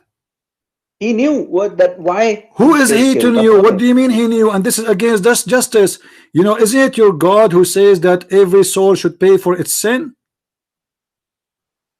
Yeah, he paid for it. So where is the sin? The guy did not do a sin yet. You make him pay for. He killed nobody. Let us say for the sake of argument. Listen. Let us say he will be a bad person when he go after he become a bad person. You kill him then, but you don't kill a child. And if this is true, that means all the bad children should be killed before they are growing. Anyone who will leave Islam should be killed before he leave Islam. This is what the verse is saying. Is not Al-Khadr. No, Al-Khadr is the one who did that, and you confirmed that Allah is the one who taught him that, right? Yes, Allah is the one. So you are saying your God Allah, he ordered the good Muslim like Al-Khadr to slaughter little children who they are children of believers just because they might leave Islam when they grow. Well, that's Allah deciding stuff. Who am I to say something? What power do I have? You are just a person who have no power, but you don't understand that this is against logic, and this is very stupid, and it's a crime. Because I think that was intelligent. I think that was okay. Let me ask you: do you agree with killing apostate then? No, I don't agree. So why are you agreeing with Musa's?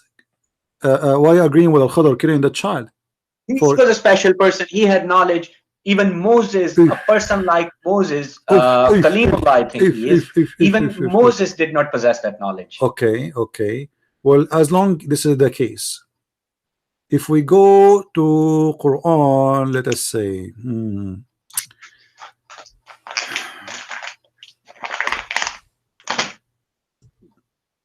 actually, I like this chapter we are reading from. It's very fun. But let us.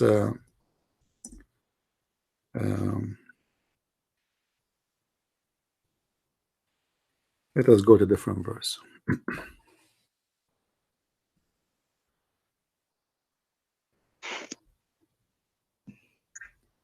All right. If we go to chapter 9, verse number 73, 74, what this chapter is speaking about? O Prophet, fight against the disbeliever and the hypocrites, and be harsh upon them, and their refuge is hell, and wretched is the destination.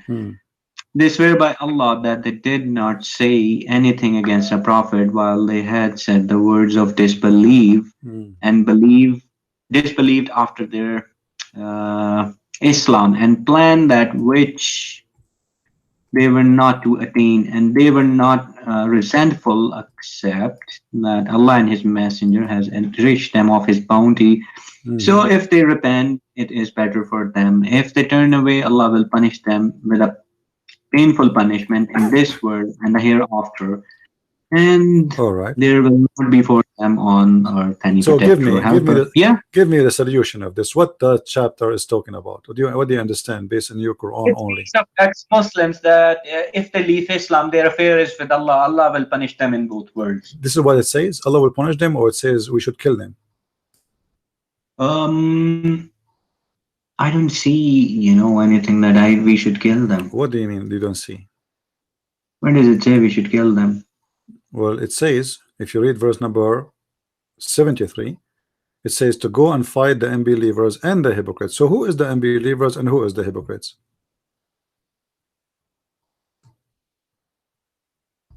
Fight against the disbelievers. It says already disbeliever. It word says, is jihad. it says, It means hold on. the word is not qatilu Okay. or something. It says, no, it says, you see the Muslim when they translate, they always fabricate, and the translation is false. This is why you yourself, you don't want to accept any translation. I understand. Okay. So it says, يا أيها النبي جاهد الكفار والمنافقين. Do jihad. Do jihad. الكفار والمنافقين. Who is the kuffar and who is al-munafiqeen? Well, the people of Makkah, they were actually kuffar, and the munafiqeen were among them pretending to be Muslims. So here, the Muslim, they say to us that there is nowhere in the Quran it says kill apostate. But this verse, no, it doesn't say anywhere kill an apostate. You just said do jihad against the kuffar and those who claim to be Muslims. Jihad means strive against them. The word is not qatilu. My friend, no, it says no, it says وأغلظ, which means be harsh on the punishment on them. Be harsh. Jihad mean to kill them.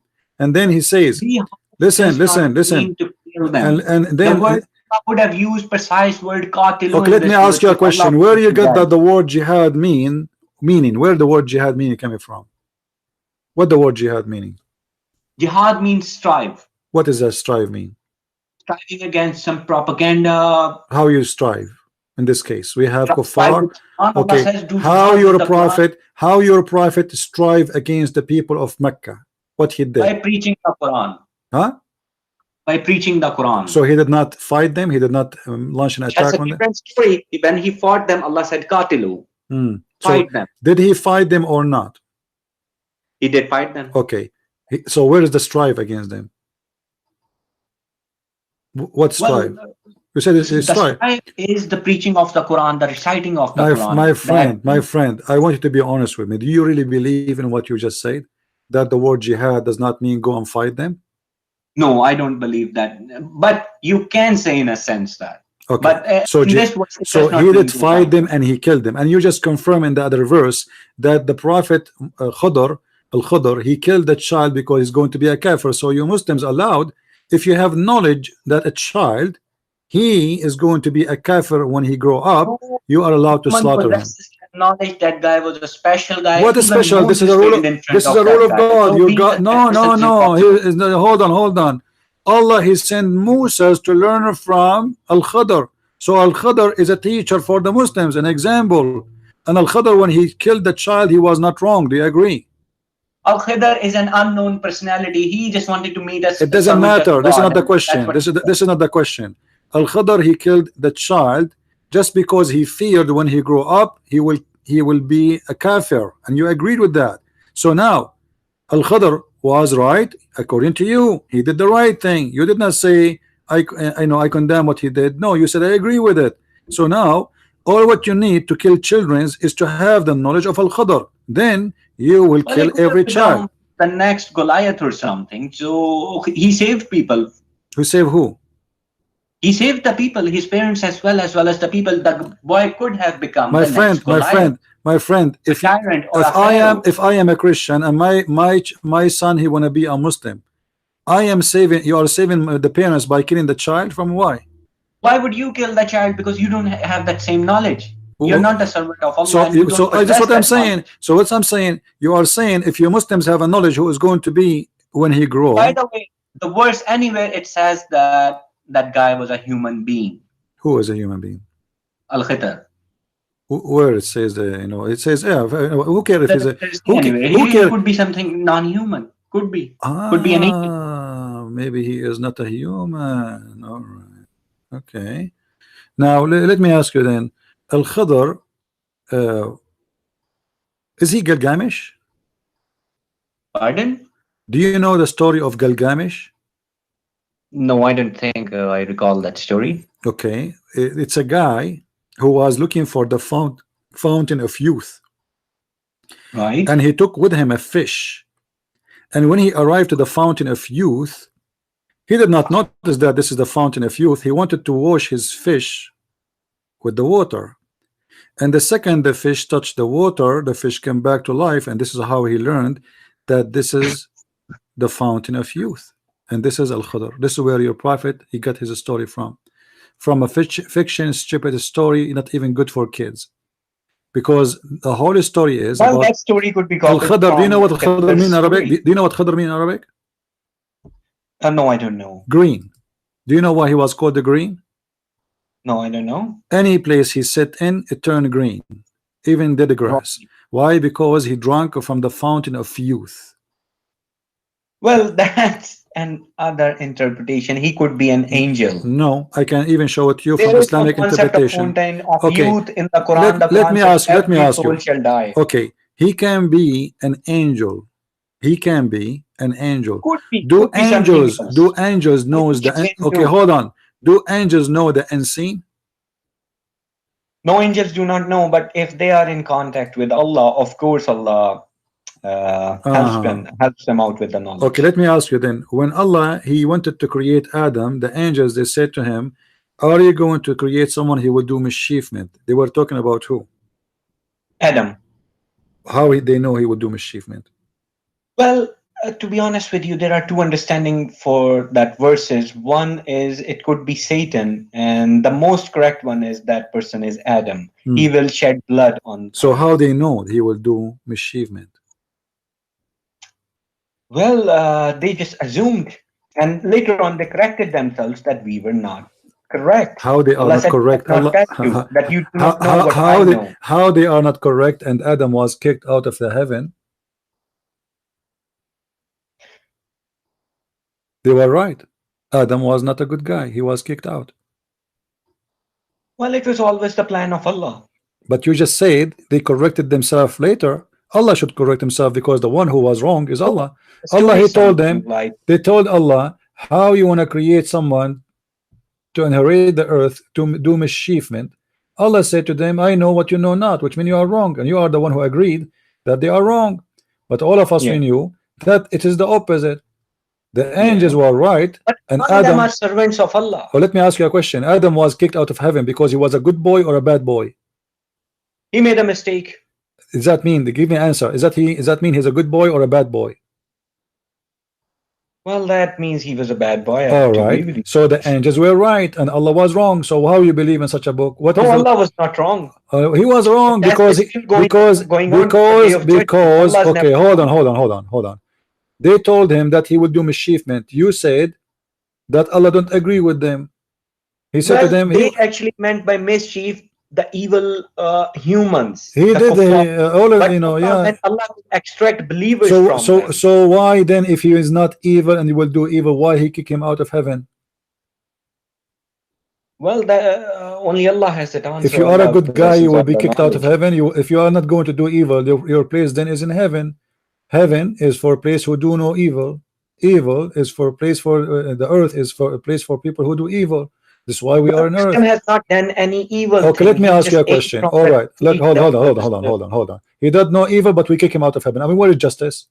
Come on, evil. He did disobey Allah. This is evil according to Islam. So don't fool yourself. If you disobey Allah, this is evil. Will take you to hell.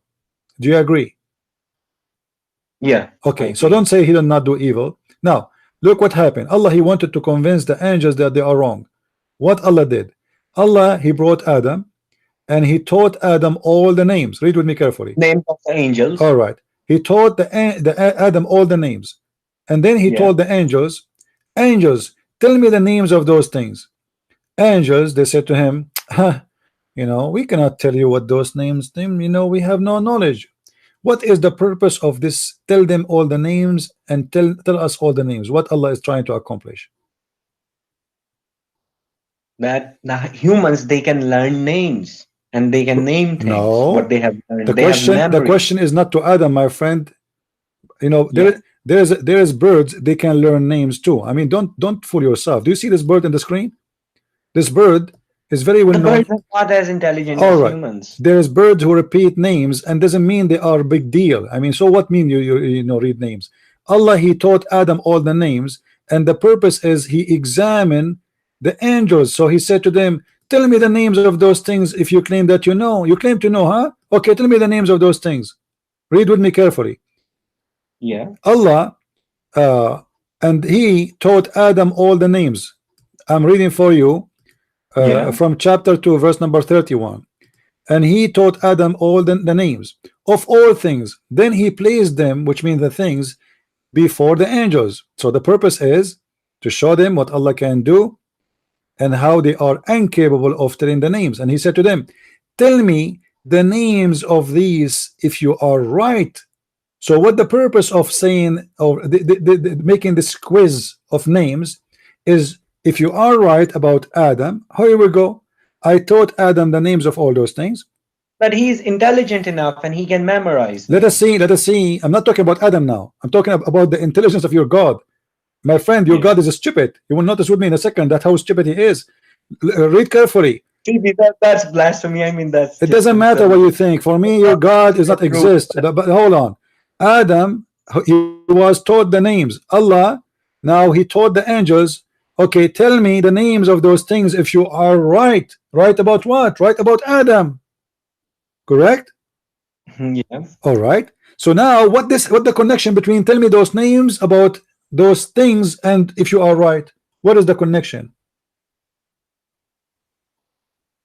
The connection is he can memorize. Human being is not my friend, he is saying to them if you are right. Yeah. So what the connection? Tell me the names if you are right. Adam is not involved here now. He is placing the names, the things like the TV, computer, phone, cats, rats. He placed them all in the front of the angels, and he said to them, tell me the names of those things. Angels, they said to him, we do not know except what you told us. We cannot. And he is saying to them, tell me the names of those things if you are right. Right about what? Right about Adam, he will do mischievement. Yeah. Okay, so I agree, right?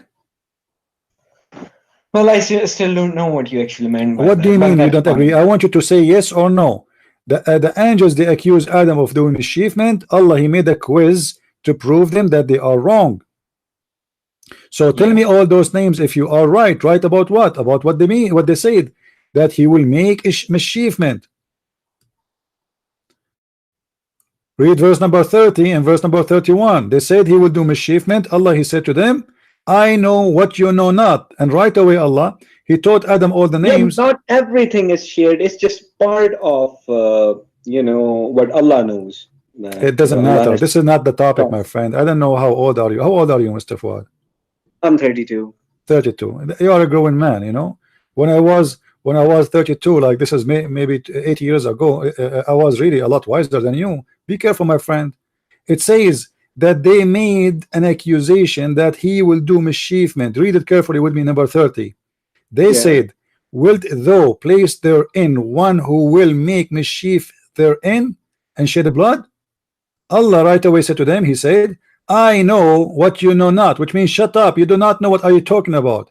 And now he want to prove to them, hold on, he want to prove to them that they do not know what they are talking about and they have no knowledge. So what he did, he taught Adam all the names. And then he brought Allah proved that they're wrong. So finally you got it. So he wanted to prove to them that they are wrong about Adam. Thank you. Now when I say to you, I named all those things and I gave them names, and then I ask you, okay, tell me the names of those things, is that will prove that I'm God? No, of course. So what the point of this stupid names game? Well, human being was a new creation. My friend, what in your answer? I have a cat, her name is Susu. I ask you, you are an angel, what is the name of my cat? You tell me I do not know, and then I say to you, her name is Susu. Is that a proof that I am God? Of course not. So what the point of this? This is stupid. Allah, he did the same. Allah, he did the same. Listen, listen. Who is the one? Who is the one who gave it? Listen, listen. The creation of Allah. My friend. No, we are talking about the names. Forget about the creation. I'm talking about the names. Allah is the one who gave those things the names, correct? Yeah. Okay. If I am the one who gave them the names, what is the miracle here I did if I am the one who gave them the names and I know the names? What about we do the opposite? Allah says to the angel, what about Allah says to the angel, okay, name those things and don't tell me the names and I will tell you their names. That will be a miracle. But I am the one who gave them the names and then I tell you the names. That will be stupid. Imagine I have a bunch of cats, a bunch of dogs, a bunch of goats, and I place them in the front of you. Understand, CP, yeah, but what? So you see, when you say Quran, my friend, when a Muslim he say Quran only. I mean, I don't have any problem with your understanding. That's fine. But you have to admit this is stupid. Don't you agree? Allah, he proved, I don't. Well, he Allah he proved what here? He proved nothing. So what if he taught Adam all the names? How he proved that he know what they know not? What is the proof? Well, the angels didn't expect Adam to name the things. No, it's not Adam. Adam just a person to show them that I taught him, and he will go. He will recite them for you. I am the one who taught him. So the point is that he is the one who knows. This is the point. So what the point? There's no point. It's stupid.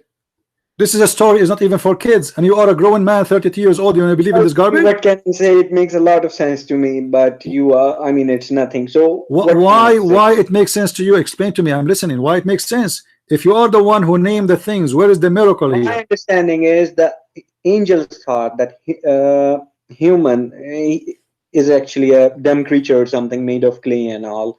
But no, this is not the point here. He's saying to them, I know what you know not. It's not. He did not say Adam. He know what. He did not say. He did not say Adam. He know what you know not. He said, I know what you know not. And then when he asked them about the names, they said to him, they said, the glory to thee of the knowledge we have none. Which mean Allah, he proved to them that he is the one who have the knowledge. They admitted now we are wrong, and you are the one who said we are wrong. Wrong about what? Wrong about Adam. So the whole process here to prove them wrong, but this is not prove them wrong. This is prove them right, because Adam did mischievement. Adam was kicked out of heaven, and knowing the names by Allah is a stupid thing, because he is the one who gave them names for those things, and Allah is just playing a stupid game. It's not good even for children. Well, CP, that's your understanding. All right, so, I'm going to switch. I'm going to switch. I'm going. Fuad, I don't believe that. Fuad, I'm going to switch the conversation. Yeah, sure. I don't want to investigate you no more. I want you to prove to me that the Quran is the book of God. That's a very good question. The answer I have for this is reflect on the verses of Quran. If you find them that it's from Allah and it has no contradiction, then it's fine, it's from Allah. If you find mistakes, then what can I do? Because Allah says in the Quran, Allah will mislead the disbelievers with this Quran. Allah will increase them in error. Guys, did you hear it? Did you hear it? Allah will mislead the disbelievers. If we go in the Quran, chapter 4, verse number 88, it says, وَمَنْ يُضْلِلُ اللَّهَ فَلَنْ تَجِدَ لَهُ سَبِيلًا. And the one who Allah deceive, nobody can guide. And we just heard our friend here, Mr. Fuad, saying, well, obviously, Allah, he will mislead the non-believers by the Quran. So this Quran is not to guide you. This Quran is to mislead you. This is the book of the devil. Not for everybody. That's why Allah says no. You said everybody heard you. Fuad, everybody heard you saying Allah will mislead the disbeliever, correct? Yes. Okay. That's correct. So, but when the Quran came, there was no believer except Muhammad. Yeah. So Allah, he will mislead the disbelievers, all of them, which mean all the Muslims, which mean all of you, because at that time there was zero Muslim when he said that. So Allah will mislead all the disbelievers, but the only believer at that time, it was Muhammad. You can say that. So Muhammad is the first to mislead, to deceive. No, Muhammad was a Muslim. He submitted. No, Muhammad was not a Muslim, my friend. Muhammad, hold on. Muhammad was not a Muslim. Read with me carefully. You know. Yeah. Yeah. In the Quran, it says that Allah, he found Muhammad lost and he Yeah. guided. He was lost. Okay. What does that I mean? know that verse. What does Allah that mean? made him self-sufficient as well. What does that mean? He was dalan. Muhammad was lost. He was an orphan and lost. Allah guided him. Orphan doesn't make you lost, my friend. Orphan is, you are just an orphan. He was an orphan and also lost. Lost And also, which means in a lost religious in sense, lost he in was which lost. way? Lost in which way? Religious way. All right, thank you. So he was a disbeliever too. Yeah. Okay. I mean, So if it's so in the why? Quran, that So says, how I will Allah? not- So how Allah will misguide by the Quran? Will deceive by the Quran the disbelievers if Muhammad himself was a disbeliever? Allah does not say every single disbeliever will be misled by the Quran. Ah, so Allah, he made a book, and this book is a magical book. Some people they will be deceived by this book, and some people they will be guided by this book. Yeah. So what the point? Why this book? This mean this book is not from God. And we should do what Allah says. What Allah said? That you should do salah, you should do zakat. This is what will make you go to heaven? And do good deeds, help the poor, orphans. Okay, but this will take you to heaven. Yeah, this is all that will take us to heaven. Okay, how you help how you help the orphan? Well, just look after them, help them out. How you help them?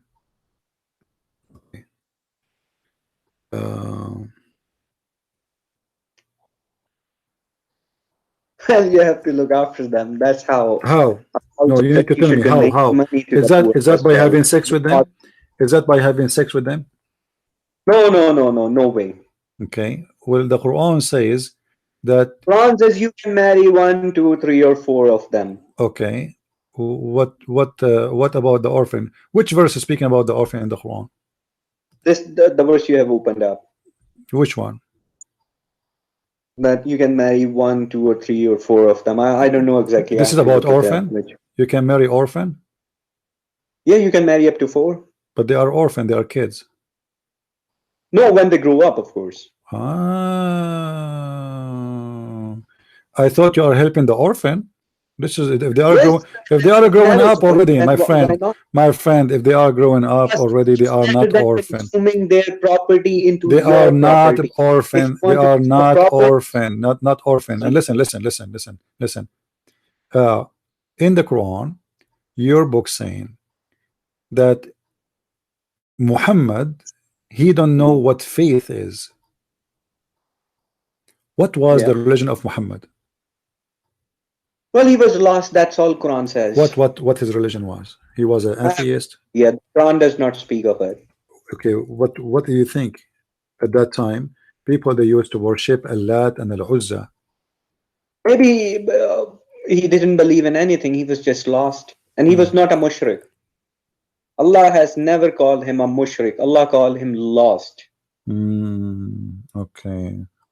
You see, when you quote for me the chapter of An-Najm, it says that your friend he was not misguided. Why it says what makes he was not misguided when the Quran was revealed to him, of course. Have you ever heard have you ever heard of the satanic verses?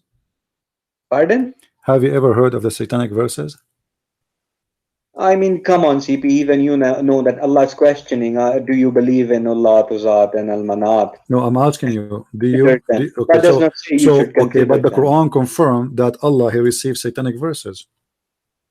I mean, come on, you can do better than that. Well, here we go. It's in front of you, chapter 22, verse number 52.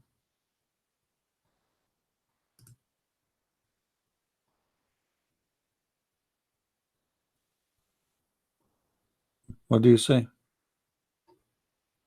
Well, yeah, Allah speaks of that Satan throws in it. Its okay, a second ago you laughed and you said you can do better than that, but it's true.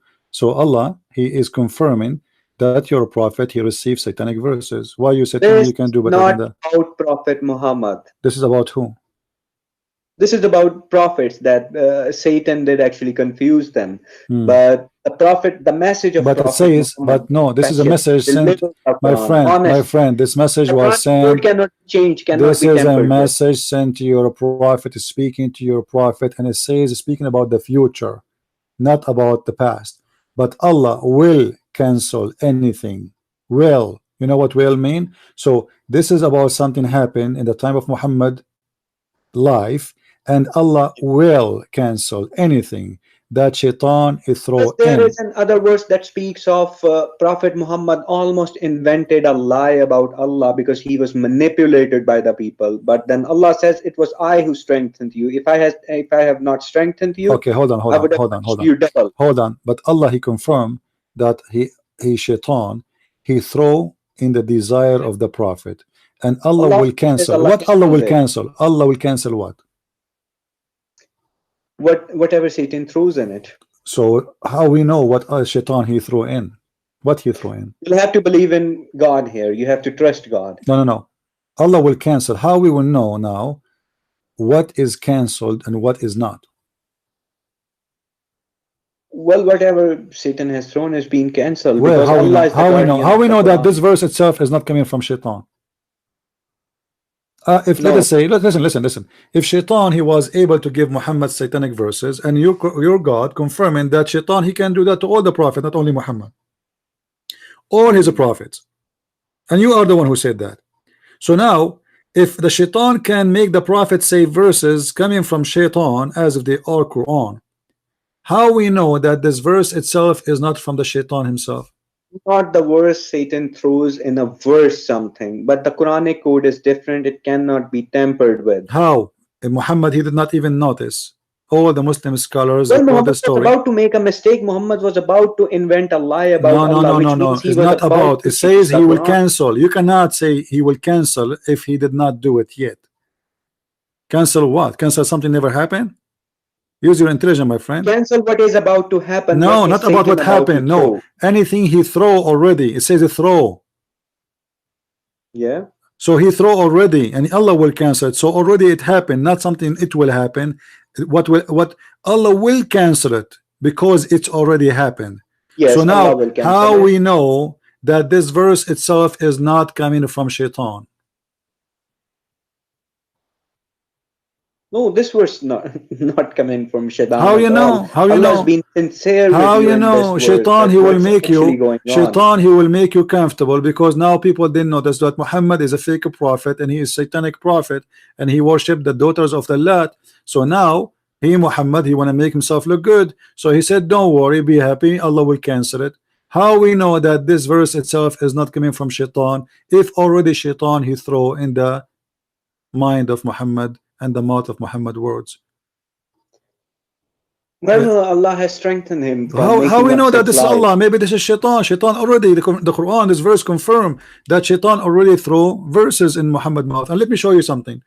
Allah in the Quran in different verse says that Allah will cause you to forget the Quran. Do you agree with Right. that? Why? Well, if Muhammad had started issuing teachings on his own, What his then, own? What his own? I mean, he's not teaching the Quran, he's just making up verses, then of course Allah will stop the revelation. Okay, so you are saying that those verses which is made up by Muhammad, Allah will make you forget them? Sorry, I don't get your question. You are saying that Allah will cancel those verses now. Are you saying that those verses Allah will not cancel the verses, but whatever Satan throws could be words in the verses, could listen be carefully, anything. my friend, listen carefully. Yeah. Chapter 2, verse number 106. Allah saying, 106. yeah, Allah saying supposedly, none of our revelation do we abrogate or cause to be forgotten, but we substitute something better or similar. Why Allah will make you forget the Quran? Well, Allah does not say in this verse that Allah will make you forget. Ma means no, nansakh means Allah does not cause a verse to be abrogated. So Allah never caused any. Mansukh. So Allah never never abrogated the verse. Are you saying? No. Okay, but there is verses in the Quran saying you cannot marry from the Christians. You can. You cannot marry from the Christians. And there's verses saying you can marry from the Christians. Ahlul Kitab. Yeah, and there's verses you cannot marry from the Christians. So if If there is no abrogation, then you know. This part of abrogation are you is a lie. okay? Hold on. I want to get you right. Hold on, Fuad, I want to get you right. Are you saying there's no abrogation in Islam, or there's abrogation? There is no abrogation in Quran. I don't know about Islam. I don't know which Islam you're talking about. Okay. Let us see.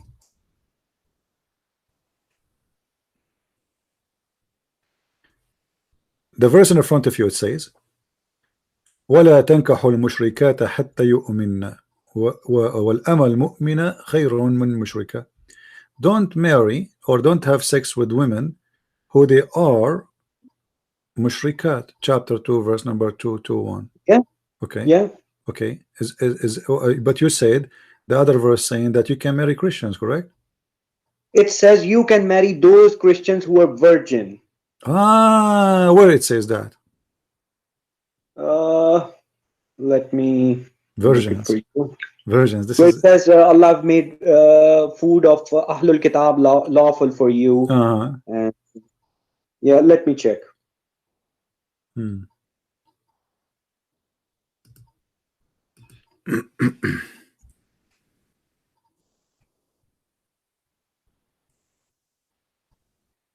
And it says there you can marry the virgins. It says it's chapter 5, verse number 5. Okay. And it says there that you can marry the virgins of them. This Yeah. what you should read for me. Let me see. I look like I am. I want to learn from you.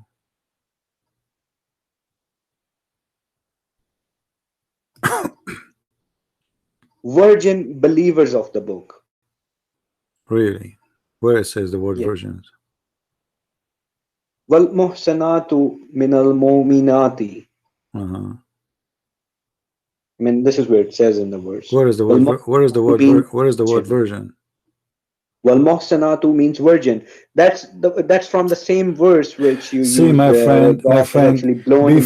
Before I told you the word muhsanat. It means the married women. So the mother of Christ was a married woman because Allah calls her muhsanat. Okay. Here you are saying it's mean the virgins, correct? It means virgin. No, it's mean that those in the muhsanat, it's simply the word mean that those who protect themselves, they guard themselves, which means they are not women. Guard themselves. You can say. Of course, but not it means virgin. But not virgin. No, not okay, it can be a virgin, but have nothing to do with virgin. However, listen, it's forbidden for you in this verse in the front of us to marry from non-believers. Do you agree? Chapter 2, verse number 22. Mushrikeen, it says mushrikeen. Yes, mushrikeen is not the Christian. Allah has nowhere in the Quran said Christians are mushrikeen. Are you sure? Yeah. So what worshiping Jesus with God mean? Are they mushrikeen or not? Those who believe I am one of three is a kafir. They have done kufr. So what mushrik mean? Mushrik means one who sets abominations to God, one who associates with Allah. Okay, so Jesus, let us say the Christian, they worship beside Allah, Jesus. Is that mushrik or no? Oh, you believe that Jesus is God, so you're just... Well, those are the Christians, my friend. The Christian you are talking about, they believe in Jesus as God too. What are you talking about? Jesus as God, yeah, that's fine. Jesus is God. So how come that's shirk? Okay, well, the Quran says that the Messiah is one of three, and one of them is Allah. Those who say that God is one of three are kuffar. They have committed kufr. So they are not mushrikeen. No, they're not mushrikeen. But now they have at least three gods according to you in Islam, the Quran. They have Mary and Allah and Jesus. Are they mushrikeen or not? I think that verse speaks of Trinity, where Father, Holy Spirit. No, and the Son. Yeah, Trinity, but the Islamic Trinity, Muhammad got it wrong. So if the Christian believe that the Trinity is Mary and Allah and Jesus, is that shirk or not? Well, then that's shirk. Okay, so why you are saying to me there's no abrogation? Because this verse says you cannot have a woman, she is from the Well, mushrikeen. this verse forbids you from My mushrik, friend, not obviously, Ahlul Kitab. obviously you have no idea. What are you talking about? The Quran is, all of it is about abrogation. There's tons of verses in the Quran abrogated. No, that's And a lie. Never, ever a verse of the Quran has been abrogated. really? Okay, hold on. Yeah. Okay. If we go and we see, is the alcohol forbidden in Islam? Not really. Not Allah really. says it's footstep of Satan, Amalul Shaitan. Okay, so is it forbidden or not? No, it's not forbidden. It's not haram. I wouldn't say that. Okay. Allah says there's less benefit in him than. So it's not forbidden in Islam. Let us read this verse. Yeah. Chapter 2, verse number 219. What this chapter says? Chapter 5, verse number 90. What this chapter says? What does it say? It Let's says, see. it says to I'm you, actually looking at your screen. it says instead to of mine. you, It's much all right, easy. it says, let us see my screen if you wish. Oh, who you Yeah. believe, alcohol and gambling and etc., and playing with the stones and arrows and etc., is abomination of Satan handwork. So Yeah. avoid those things. Allah is forbidding you from doing. Avoid them, but it does not use the word haram.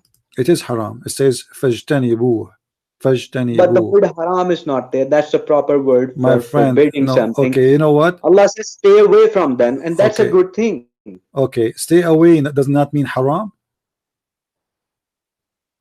Well, Allah also speaks in the Quran that don't pray when you're high. Listen, I'm asking you serious question. Why would Allah mention such a verse? When I say stay away from it, that means it's not haram. No. Okay. So it's just something you shouldn't do. So all those things, all those away from. There's a big difference. I mean, you're just limiting yourself to halal and haram. Okay, hold on. In chapter 16, verse number 36, it says wajtanibu taghut. Is that mean haram or not? Taghut.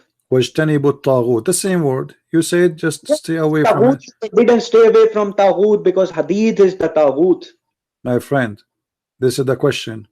A taghut here is a shaitan, Satan. So no, taghut does not mean shaitan. Taghut means any teachings, anything outside the Quran. Hadith is a taghut. Okay, is the shaitan is the shaitan is the evil one?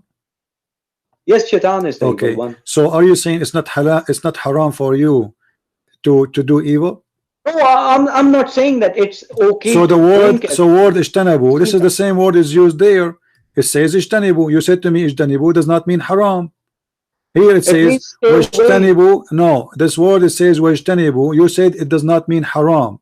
I'm showing you the same word in different verse. Wajtanibu taghut, and stay away from the evil. Does that mean haram for you to do evil, or do that can be the understanding and do satanic work, or it's halal? Is it halal or haram? You to drink it as well. That's something you should just stay away from. That's no good for you. Okay. What about you can say, okay, hold on. Is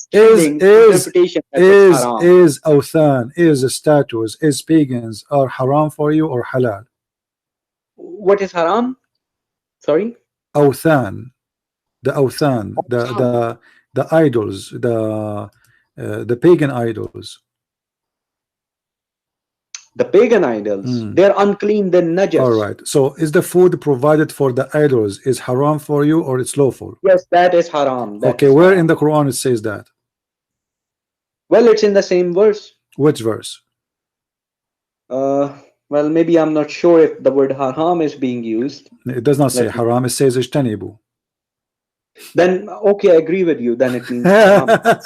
I mean, you see, you make me feel like I'm in a nursing school, so I have to show you 10 verses. No, I'm not a stubborn person, but yeah, my friend, why you are saying, why you from the beginning you say I'm not sure, and we don't need to go and show you verse after verse and show you that this is what the verse mean. So now we have a contradiction. You said there's no obligation. We go to zero. You said the word ijtanibu does not mean haram, but now we discovered that okay, I agree with you, the word ijtanibu mean haram. So now it's not lawful for you. It is, you should not marry a kuffar, and you should not do that. And the Christians are kuffar, and they are mushrikeen too. Well, Allah has forbidden from mushrikeen, not Ahlul Kitab. Okay, so you are saying the Ahlul Kitab, not mushrikeen. I asked you many times. Among them, you know, maybe those who believe Jesus is God, they're not mushrikeen, they're actually kuffar.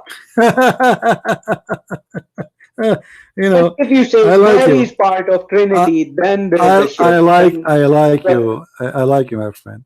I like you. Seriously, you are very fun. I like. No, listen. Let me show you. When you say the Christians are not mushrikeen, they are kuffar. Obviously, you do not know what kuffar mean, and you do not know what mushrikeen mean, because both words, it mean the same thing, except No, they don't that mean the same thing. Kuffar means rejected. mushrikeen alone mean that those who believe in Allah but they associate with him. The kuffar is someone maybe, but not necessarily, believe in other God, but maybe he believe in. So the Quran confirm already. No, the says that they have become kuffar to what was revealed to them. What? So you have become those who believe that, you know, Mary is part of Trinity, they are the kuffar of the New Testament. Yeah, but you know the Quran in chapter of Al-Ma'idah, verse number 72 and 73 says that those who believe that Allah is the Messiah, the son of Maryam, they are mushrikeen. And you said we are not mushrikeen. Well, if the verse says so, then. But you said there is nowhere in the Quran it says that. Can you show me the verse, please? Okay, hold on. Oh, you know, Fuad, when I talk to Muslims, I feel like seriously, like I am talking to kids. With my respect to you, you are a growing man, but Muslims do not know their religion, and they confirm to you that they know. And this is what always killing me. Like I know there's no verse in the Quran that says that. There's no, okay. No, that's why I have asked you rather than My friend, you are the Muslim here. Supposedly, you are the Muslim, not me. It's a shame. I'm a human being. I can make doesn't mistakes. matter. I am a human being too. I'm not. Anyway, let us go to Al-Ma'idah. Hold on. Where is?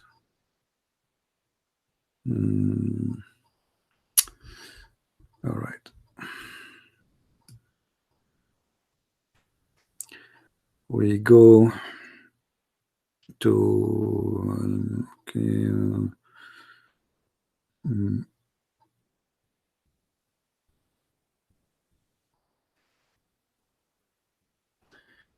All right.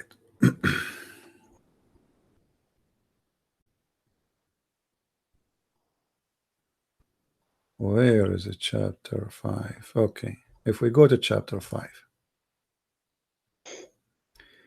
لقد كفر الله الذين قالوا إن الله ثالث ثلاثة. Those who they say that Allah is one of three, they are kuffar. All right. Yeah. And then if we go to verse 72.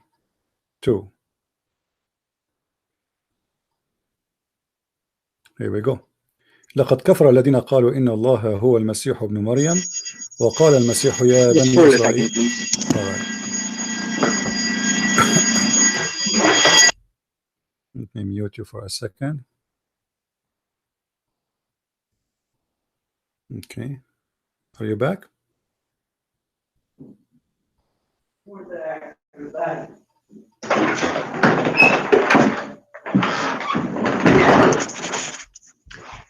Okay, I'm back. Sorry about that. All right.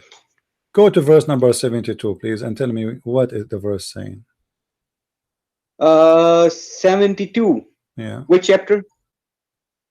Well, you can actually go to verse 72 and chapter number 5.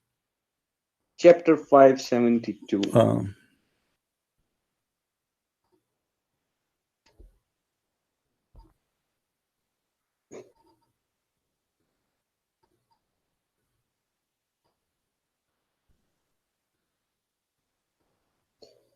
Yeah, I do agree with you. It does speak of different bands of Christians. Some are mushrik, No, there's not some. and This is all of them. They are mushrik according to Islam, and they are kuffar. So not only this, actually, there's many more verses. If you go to chapter 9, verse number 31, it says the same. It says that those who worship their monks and rabbis instead of worshiping Allah and the Messiah, blah blah blah, and then it says, like they are mushrikeen. So you are just ignoring many verses in the Quran, and you believe that you are the one who knows, but in fact this is not true. So now we go back to zero. This is a contradiction. If you don't believe in abrogation, that means there's a contradiction in the Quran. For the Quran says no, that's totally wrong. The abrogation, there's no abrogation in the Quran. So how you cannot marry a believer, but you can marry a believer and a non-believer? How you can one verse says you cannot marry an unbeliever?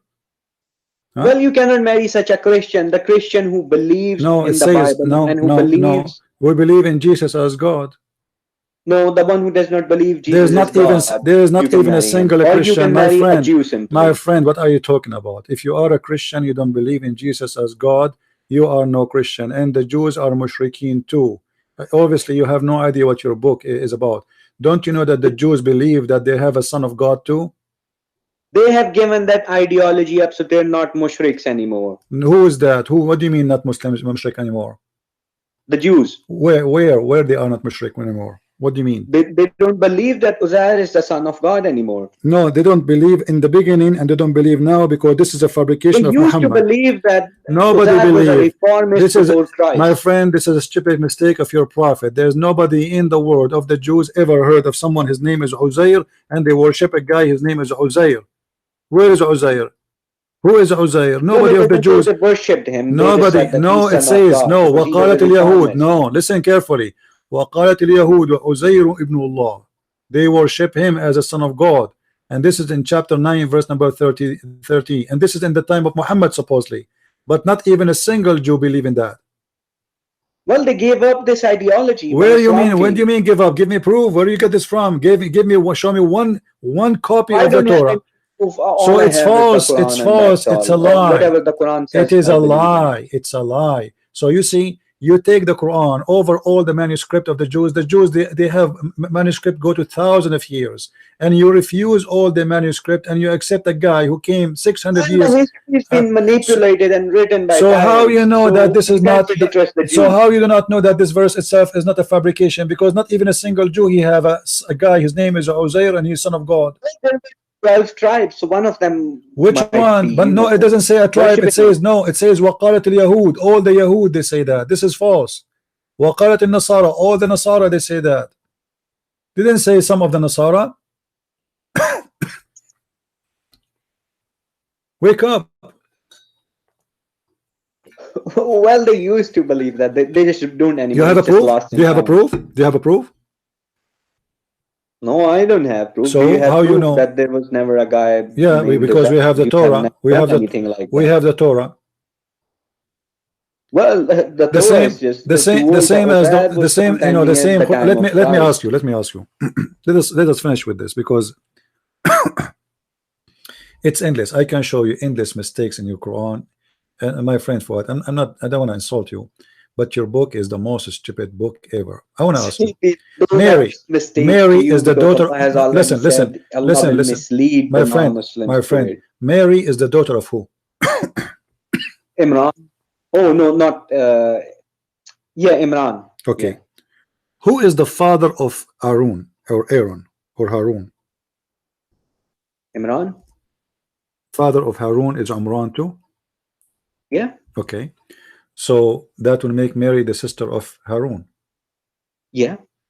But Mary, the mother of Jesus, exists long after Harun. Well, that's a good one, because do you think there was just one man in the history, Aaron, and that was brother of Moses, and since then never ever any Jew named himself Aaron. So Imran, it's happened that the Quran says that Mary is the sister of Aaron, and it says happened that both of them, they have the same father name, and it happened that Harun and Musa's, they have a sister, her name is Maryam. I mean, amazingly.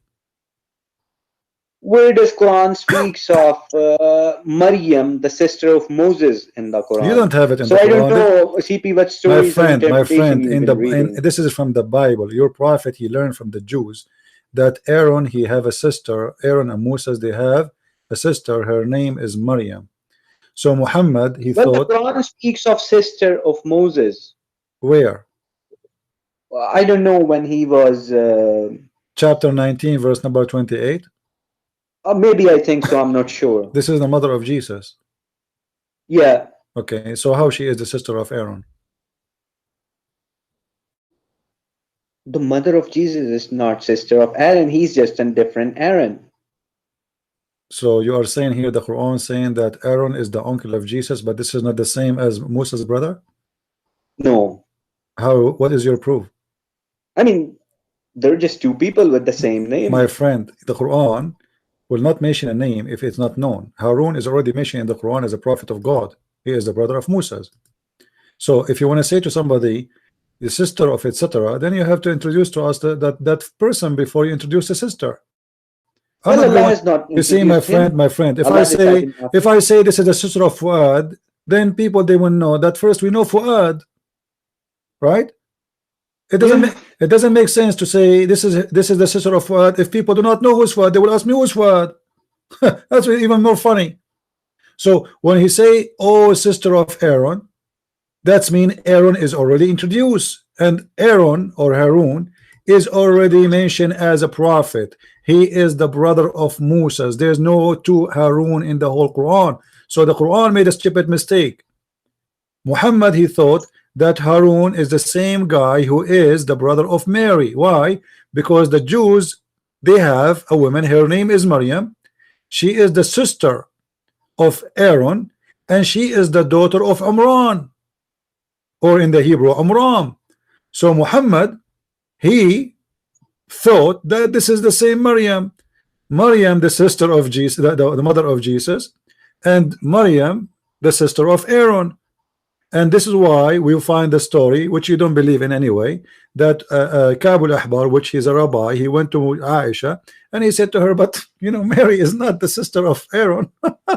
And Aisha, she said to him, you are a liar, which means Aisha, she don't believe him when he pointed the mistake Muhammad is making. So this is why we have a stupid mistake in the Quran, believing that Mary is the sister. Thing is, you have been reading the silly hadiths, and that's my what you friend. get from I am now proving to you from the Quran. You have no proof that Aaron or Harun is not the same, the brother of Moses, and there's no way you say, oh, sister of Aaron, without introducing Aaron for me. Because that would be stupid. And the Quran, as you see, all those verses introducing to us who is Aaron already, so we know who's Harun. This is why there's no need to introduce him, because already he's introduced. The story of Harun and Moses already is mentioned many times in the Quran. So now he jumped to say, oh, sister of Aaron, because he do not need to say who is Aaron. He is introducing Mary, the daughter of Amran, the sister of Aaron. So it was an introduction for this woman, who she did get pregnant without having a husband. Well, that's your understanding. No, this is not my understanding. Otherwise, prove me wrong. Who is Harun? I don't know from where you have learned. No. I want you to tell me who is Harun.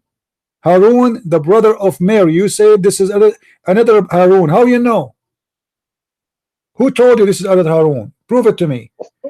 There's only. Let me ask you. There is only. Is it true that there is only one Harun in the Quran?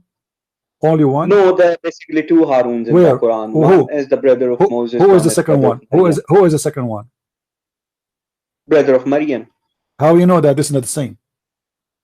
Well, they're not same. The time is not same. How you know? How you know this is not the same person? No. Okay. When you say, oh, sister of Aaron, why the Quran did not mention that the father of Mary, she have a daughter, her name is Maryam, and a son, his name is Harun?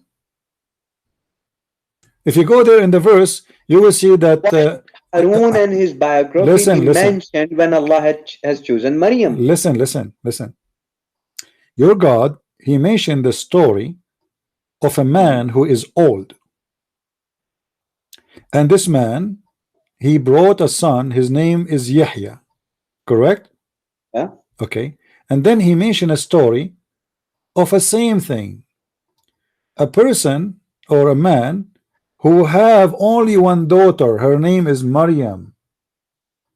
No, the Quran does not say that there's just one daughter and she's Really? Maryam. Really?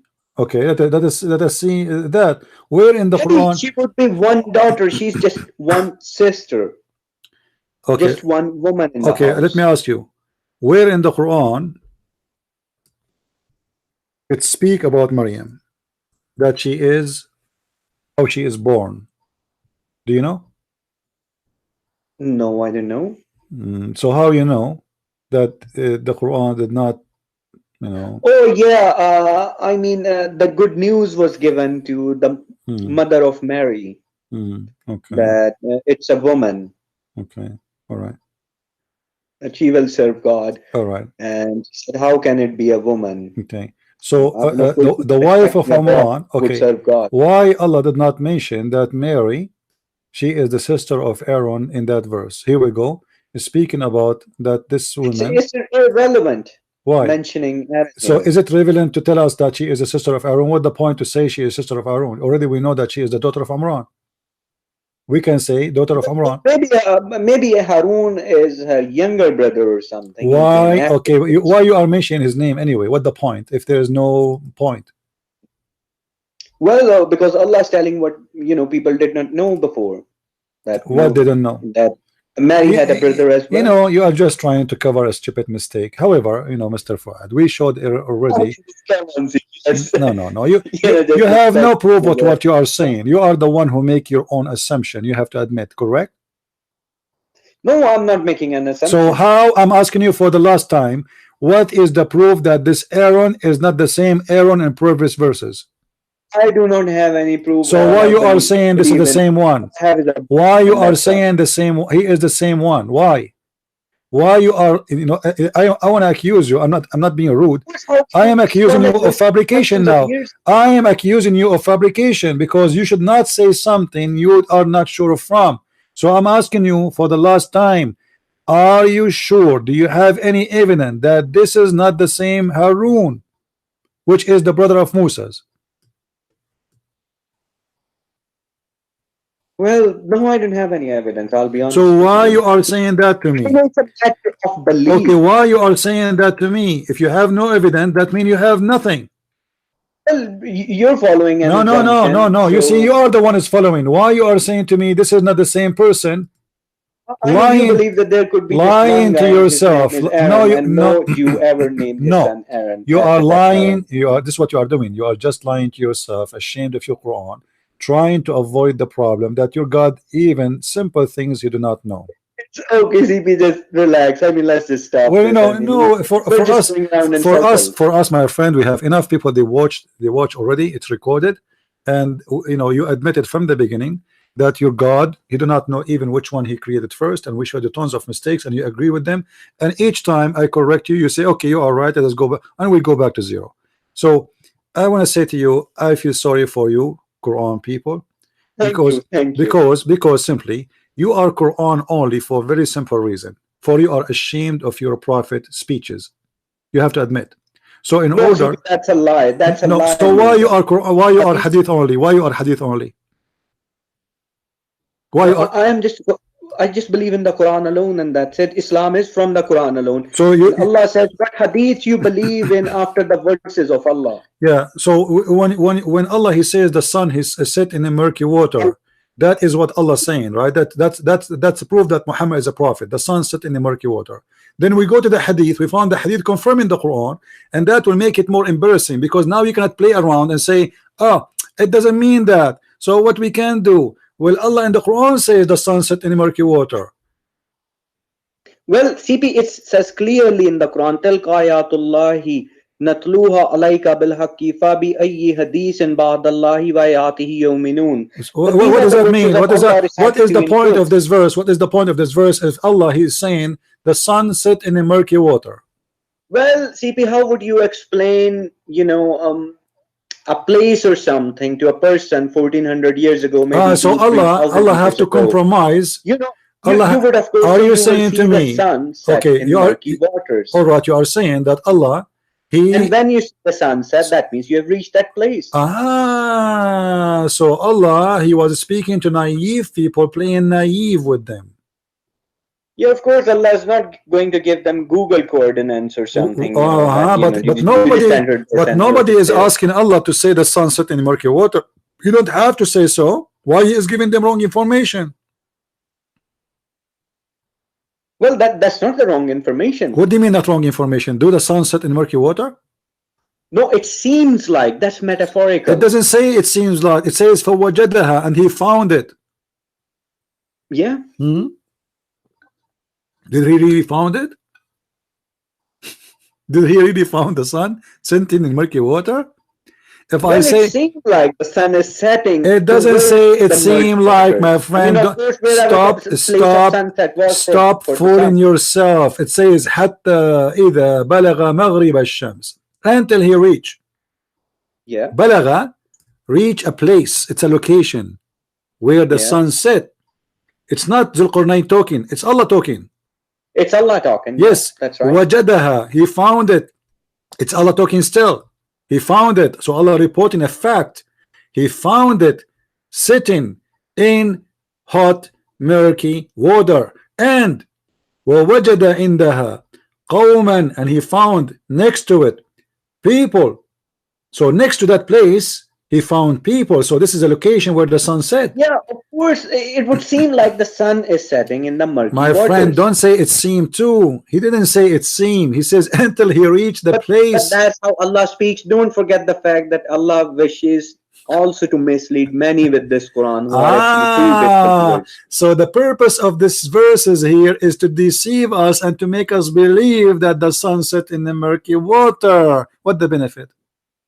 Well, that's for you, CP. That understanding is really. No, you are the one who believe in this, not me. I don't believe in one word in the Quran. Let me tell you, my friend. Let me tell you something very. With my respect to you, let me tell you something very stupid. You said. You said this Quran will mislead many. A book cannot mislead anyone unless you believe in it. Do you agree? Well, you're being misled. You don't even believe. No. Don't say that. I just said to you a very simple fact, a logic. Only if you believe in something you can be misled with it. If you are not believing in it, you don't have to believe. All you have to do is read. My friend, if you are not believing in this book, you are already misled supposedly. So why the Quran is going to mislead me? This book from your mouth is the one who will mislead you, because you Muslims only believe in it. Now you just admitted that your God is fooling us, making us believe that the sun set in the murky water. What kind of God this God is? Well, CP, I've given you my explanation. I don't know what you actually, want to do. You gave me the explanation. Explanation is very clear. You said to me that yes, he said that to mislead you.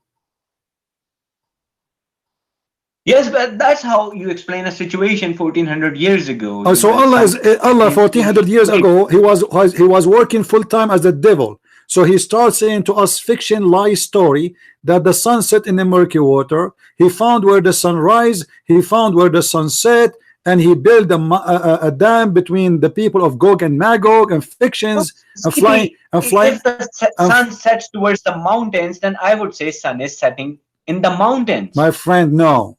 He is saying it clearly, the sun where it's set. In a murky water. Like. No, it doesn't say it seemed, and you admitted it doesn't say it seemed like. He said he found it. He is reporting a fact. When I say and I found it, it's mean I'm repeating. I'm stating a fact. If I say to you, I went to the room and I found my dog barking, that's mean I found. This is what I found. It's a fact. So I'm not saying he thought. I found. This is what he says in Arabic.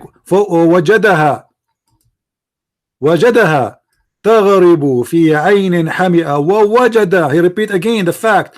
ووجد عندها قوما, and he found next to it people. So it's a location where the sunset عندها, imagine it says عندها, which means and the shams, next to the sun. Yeah. Imagine, guys, next to the sun, where the sun set next to the sun, he found people live there, you know. And those people, they ask Zulqarnain, which is coming the story from Alexander the Great, fiction story, to build for them a dam, because there is people, they are called the people of Gog and Magog, and those people, they are very evil, and they want you to build a dam between us and them, and then they will not be able to go and destroy the earth.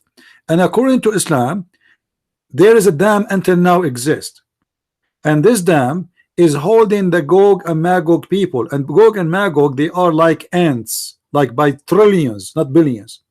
Can I ask you, Mr. Fuad, as long as we are here, where we can find this dam and Gog and Magog? Pardon? Where we can find the dam which built by Alexander the Great or Zulqarnain and Gog and Magog? Where we can find Gog and Magog? I don't think we can find it. Well, Allah so has why? hidden it. It will be broken on the day of judgment. Ah, they are hidden, but this is a mountain where the sun set. Yeah, it's in between. It might be covered or something. Maybe humans can, find it. Just like the Ashabul Kahf. Guys, Allah, he hide them. But remember, my friend, this is a big dam between two huge mountains made from copper and iron. How you can hide Thousands that? of years ago, don't forget that. It might be covered in dust or something, maybe mountains now. And now what happened to the people of Gog and Magog? They're still alive inside. By billions. Inside Could be. where? Inside I where? don't know. Inside where? Inside the dam. Where? How big this dam to have billions of people there? I don't know. Allah also says that when the dam is broken, they will descend from every elevation. So I don't know. Must be true story. Do you think that this dam is in Somalia? Could be in Turkey somewhere near the Dead Sea. Or In Turkey? So I don't think it's Are you Somalia. saying that? That's an assumption, by the way. Okay. I'll be honest with you, I don't know. Are you saying Allahu this? Alam. Are you saying the sunset in Turkey? No, I mean the murky water. It could be the Dead Sea. The Dead Sea is not in Turkey, my friend. It's near somewhere. It's around. It's around. Yeah, the Dead Sea. The Dead Sea is the murky water. Okay. Well, anyway, thank you, Mr. Fuad, for calling us. Was happy. By the way, we have just one, request for you that making fun of the Quran. That's not the right track. Muslims, they don't believe in the Quran anymore. You know that Sunnis do not even know the Quran. My They friend, believe hadith. They share the friend, hadith. I'm not making fun of the Quran. The Quran is the book of the devil, and it is the enemy of mankind. This is an evil book, teaching man to beat his wife, teaching man to have sex with the children. It's if it's your way of taking revenge on the Muslims or something. I'm not taking revenge of anyone, my friend. I'm trying to save you, my friend. I'm not revenging from you. I'm not fighting you. I'm not killing you. I'm helping you to see that this is a devilish book, a book who promise you that when you go to heaven, you are going to have women restrained for you in your tent. I mean, what kind of God this God is? This is not even a pimp from Las Vegas. I do not need women restrained in my tent. What kind of a promise this promise? What kind of God? Listen. What kind of God he promised me a couch in heaven? Are you serious? I will go to heaven. Imagine the American, they send me in a spaceship and I travel for 80,000-90,000 years of flight, and then I arrive to the heaven, and then I found that waiting for me there's a couch and a pillow. What kind of God he promised me a pillow? And this pillow, and this pillow, listen, and this pillow, and as big as the heavens. Listen. Do you know where is your sheet made in? Do you know the sheet of your pillow is made where? The cover of your pillow. Do you know? No, what do you mean? It's made in Iran. You know what kind of God he promised me? Promised me a sheet made in Iran. What is that? What kind of God? My friend, come to my house, huh? I will walk in the street and I will show you how many couch you can see in my area. People they throw every weekend and nobody take it. A God, he promised me a couch. Do you think he is God? Do you think he is God? God has promised you Jannah as big as the heavens you see. My friend, I'm not talking about the heaven, how big it is. I'm talking about that this heaven, Allah promised me in it a couch. No, arsh does not mean a couch. What do you mean?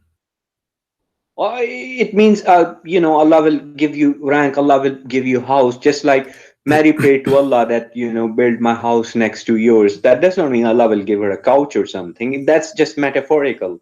Really? Metaphorical? Ah, okay. Well, I don't know. There it says that you will be reclining in those couches, and Allah, he is going to provide you with those couches, which is covered by sheet made in Iran. It's called, from a fabric, it's called istabrak. Is that true? Made in Iran. Iran, yeah, it says there istabrak. Istabraka is a fabric made in Iran. You think I'm joking with you? What do you say? Seems like. Okay, I'm not joking. Hey, the verse in the front of you, chapter 55, verse number 54. So what do you say? What kind of God he promised me? Chairs, couches, Well, life of luxury pillows, he promises you. and you will wear a bracelet made from gold. Is that correct? Well, I think so. I'm not sure about that. Why you want to wear a bracelet? What is the price of gold in heaven? Allah says you can have anything you wish for. No. He is going. No. It's not about you will have. He will make you wear them. Why he will make you wear bracelet from gold?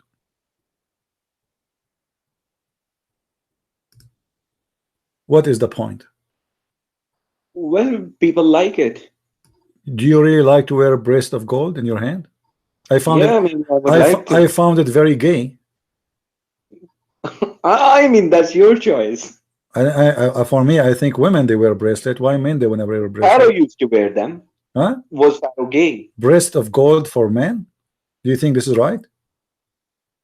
I mean, that actually represents your rank and everything, how much you're blessed with. Ah, so the mere bracelet you wear in heaven, you are more rich. So there is, you know, in the heaven we will have money, and some people are rich, some people are That's poor. what Allah says.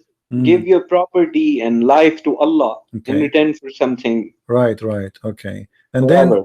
then Allah, he will make you recline on your chairs in the heaven, and then he will give you pillows, and those pillows are covered by istabra. I mean, isn't it, this is the most silly. What about my big screen TV?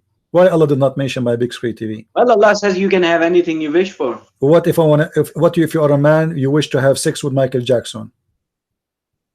I mean, such people will never enter paradise with such wishes. Allah knows. No. It's the opposite. That's why Allah says, I will purify. Only the purified can enter paradise. What purified? You are not purified. You are going there just for sex. The whole purpose of you to be there. No.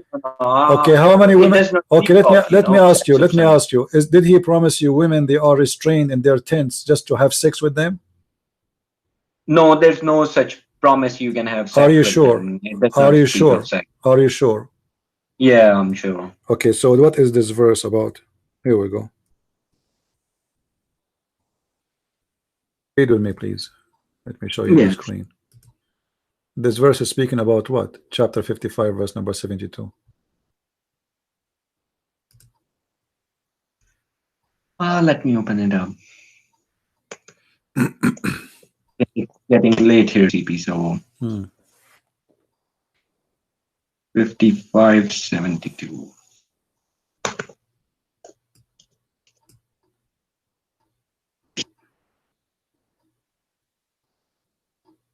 Fair ones reserved in pavilion. What those? It says there. It says there that they are jailed. Maqsurat in Arabic. Maqsurat. They are jailed in their tents.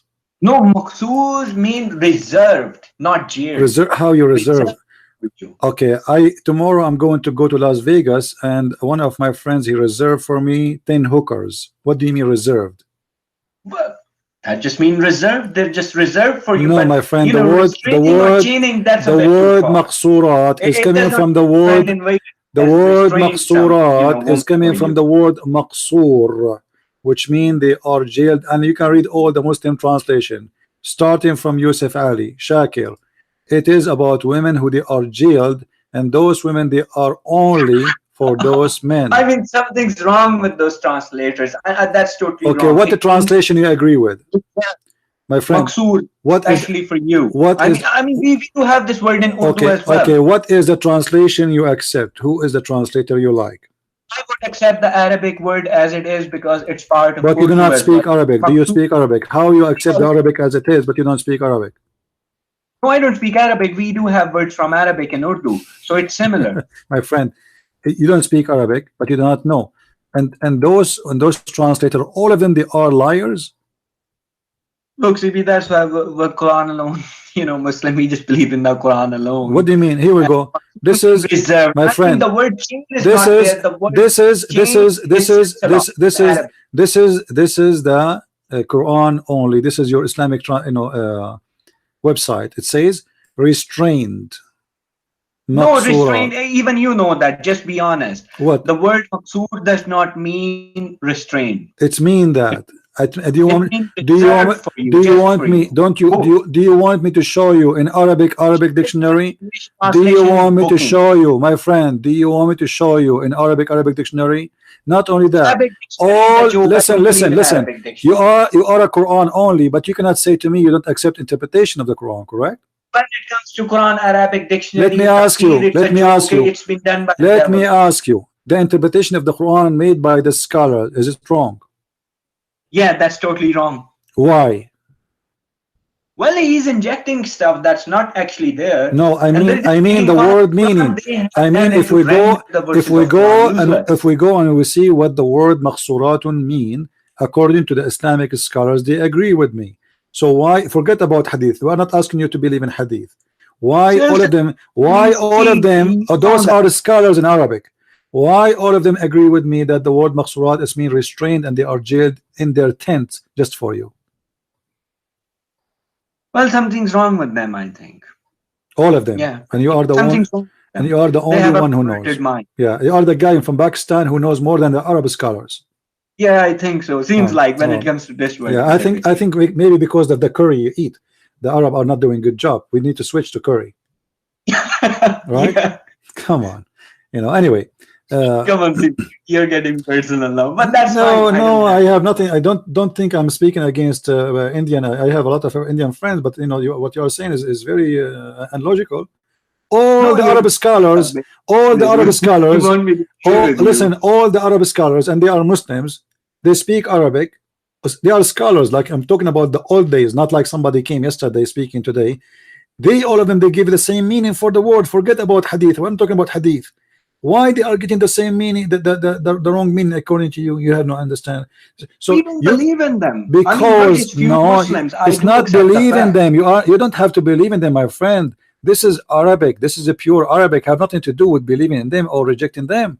This is Arabic. There's no point of saying to you what the word meaning in a wrong way if this is not it is. And when all of them agree that this is what it's mean, this is what it's mean. So you know, well, that's their poor understanding of the Quran that has led to wars, chaos, and violence. My friend, your Quran is the book of violence. This is your Quran says. Okay, let me ask you. Let me ask you. Do you agree? Do you agree with cutting hands and legs of people from opposite direction? No, I do not agree. Why you don't agree? No, I just don't agree. That's just crazy. Why? What? Because that's crazy. Why would I chop someone's hands and feet off? Why not? Why should I? Why? Tell me why you say crazy. Why you are saying crazy? Explain to me.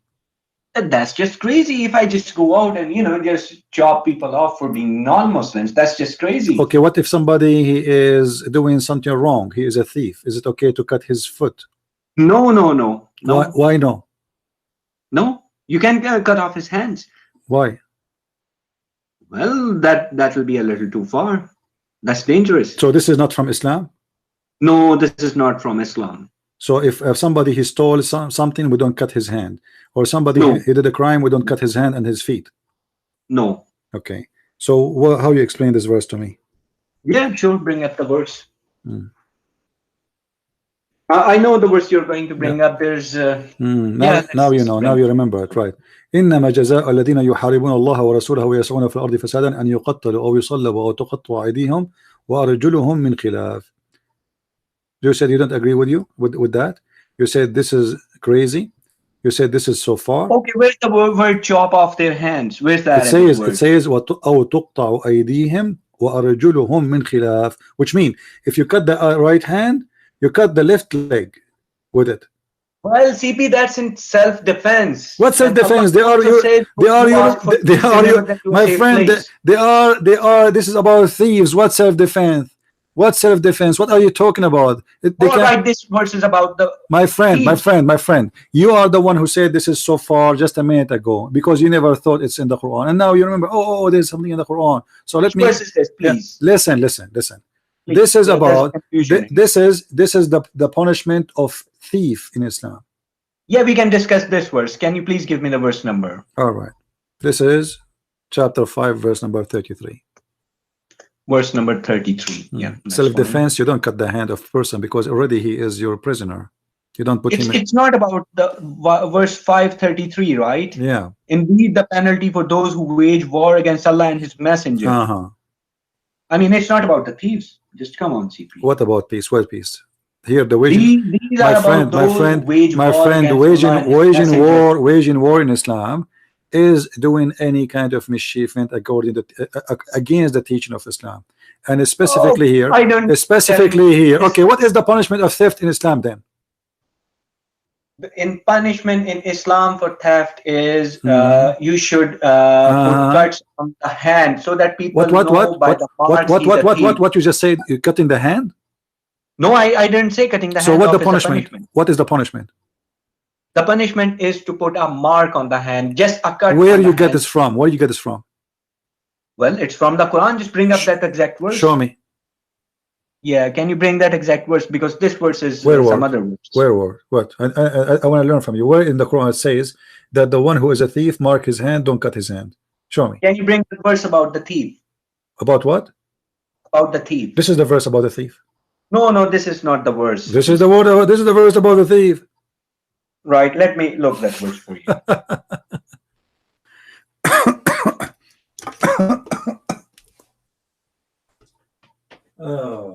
Well, that's chapter 5, verse 38. Oh, Lord have mercy. What you said, I was away. Yeah, 538. Chapter 5, verse 38. Okay, what 538 says? Show us. We are reading. Well, it says as well, the translation is wrong actually. It says the thief, the male and the female, amputate their hands in recompense for what they have committed. The Arabic word is qata'u. What qata'u mean? It means to just put a cut on their hands, just a cut. Really? I mean, not chop off. Really? It says, my friend, let me get you another. my friend, are you a student of Zakir Naik? I mean, this is a big fat lie. Iqta'u mean to cut their hands. You see, let me tell you. Fawad, let me show you. Let me tell you something about Muslims and how naive they are. When I showed you this verse, I told you this is about the thief. You said no. Right? You said no, correct? Qata'u does not mean no. Hold on. Here it says وَتَقْطَعُ أَيْدِيهِمْ. It says the same. And then you said to me, this is not about the thief, this is about, so you agreed it's mean cutting their hands. You agreed, it's the same word. It is the same. Listen, I have another it is the same word. Listen, it is the same word. How come here you agreed that this is about cutting hands, but then when you go down a little bit, few verses after, the same exact sentence, تَقْطَعُ أَيْدِيهِمْ. You said this is 12:31. My friend, let us stay here. You are the one who quoted the verses for me. You are the one who said to me, go and read verse number 38. You are the one who did that. وَالسَّارِقُ وَالسَّارِقَ فَاقْطَعُوا أَيْدِيهِمْ. It speaks of the same word kata in 12:31. Okay. The use of. Can you show me one dictionary? It says. I'm showing you. The Quran is the dictionary for the Quran. 12:31. that when Yusuf came to other woman, when her master revealed her to other woman, that why she committed such a crime, she gave them knives in their hands and they cut out the finger. The cut out does not mean they chopped off their hands. They chopped off their fingers when they looked at him. Yeah, that's mean they hurt themselves with their knives. Yes, they put a cut on their fingers. Yeah, but this is, my friend, understanding this is this is because your Quran is stupid. Because that verse there, it's mean they cut their hands literally. But because nobody will believe that somebody listen. Yeah, it's mean they cut their hands. You don't say فَقَطَعَ يَدَهُ unless you cut the hand totally. If you just made a cut in English, you say jaraha. You don't say qata'a. So the stupid Quran, because he is very bad in Arabic, and the Quran is full of Arabic mistakes, by the way, it's the most horrible Arabic book ever you can imagine. But because you don't speak Arabic, we will not go to the topic of the grammars. If you listen. Quran, you have to stay within if we go right now to Arabic dictionary, do you agree to see what the word qata'a mean? No, the word qata means just putting a cut on the hand and that's it. Do you agree to go to Arabic dictionary? No, I do not believe in the dictionary. Why you don't believe? I believe in the Quran alone. And the Quran says cut the hands. Okay, hold on. How you know that here he meant just to make a cut in their hand, not to cut their hands? How you know? Qata is there and it's same. Where it says that? How you know it doesn't mean cut them off? How you know? It does not cut them off. Okay, how here in the verse before you said and you agreed that here when it says qata'a, tuqatta'u aydihim, you agreed that it means to cut their hands and legs off. You agreed, but you say this is about war. How you agreed with this if this is the same sentence, the same word, tuqatta'u aydihum wa arjuluhum? How come here you agreed it's mean to cut off their hands and their legs, but there the same word, it's the same word. There you say it doesn't say to cut their hands, it says to make cut in their hands. It's the same word.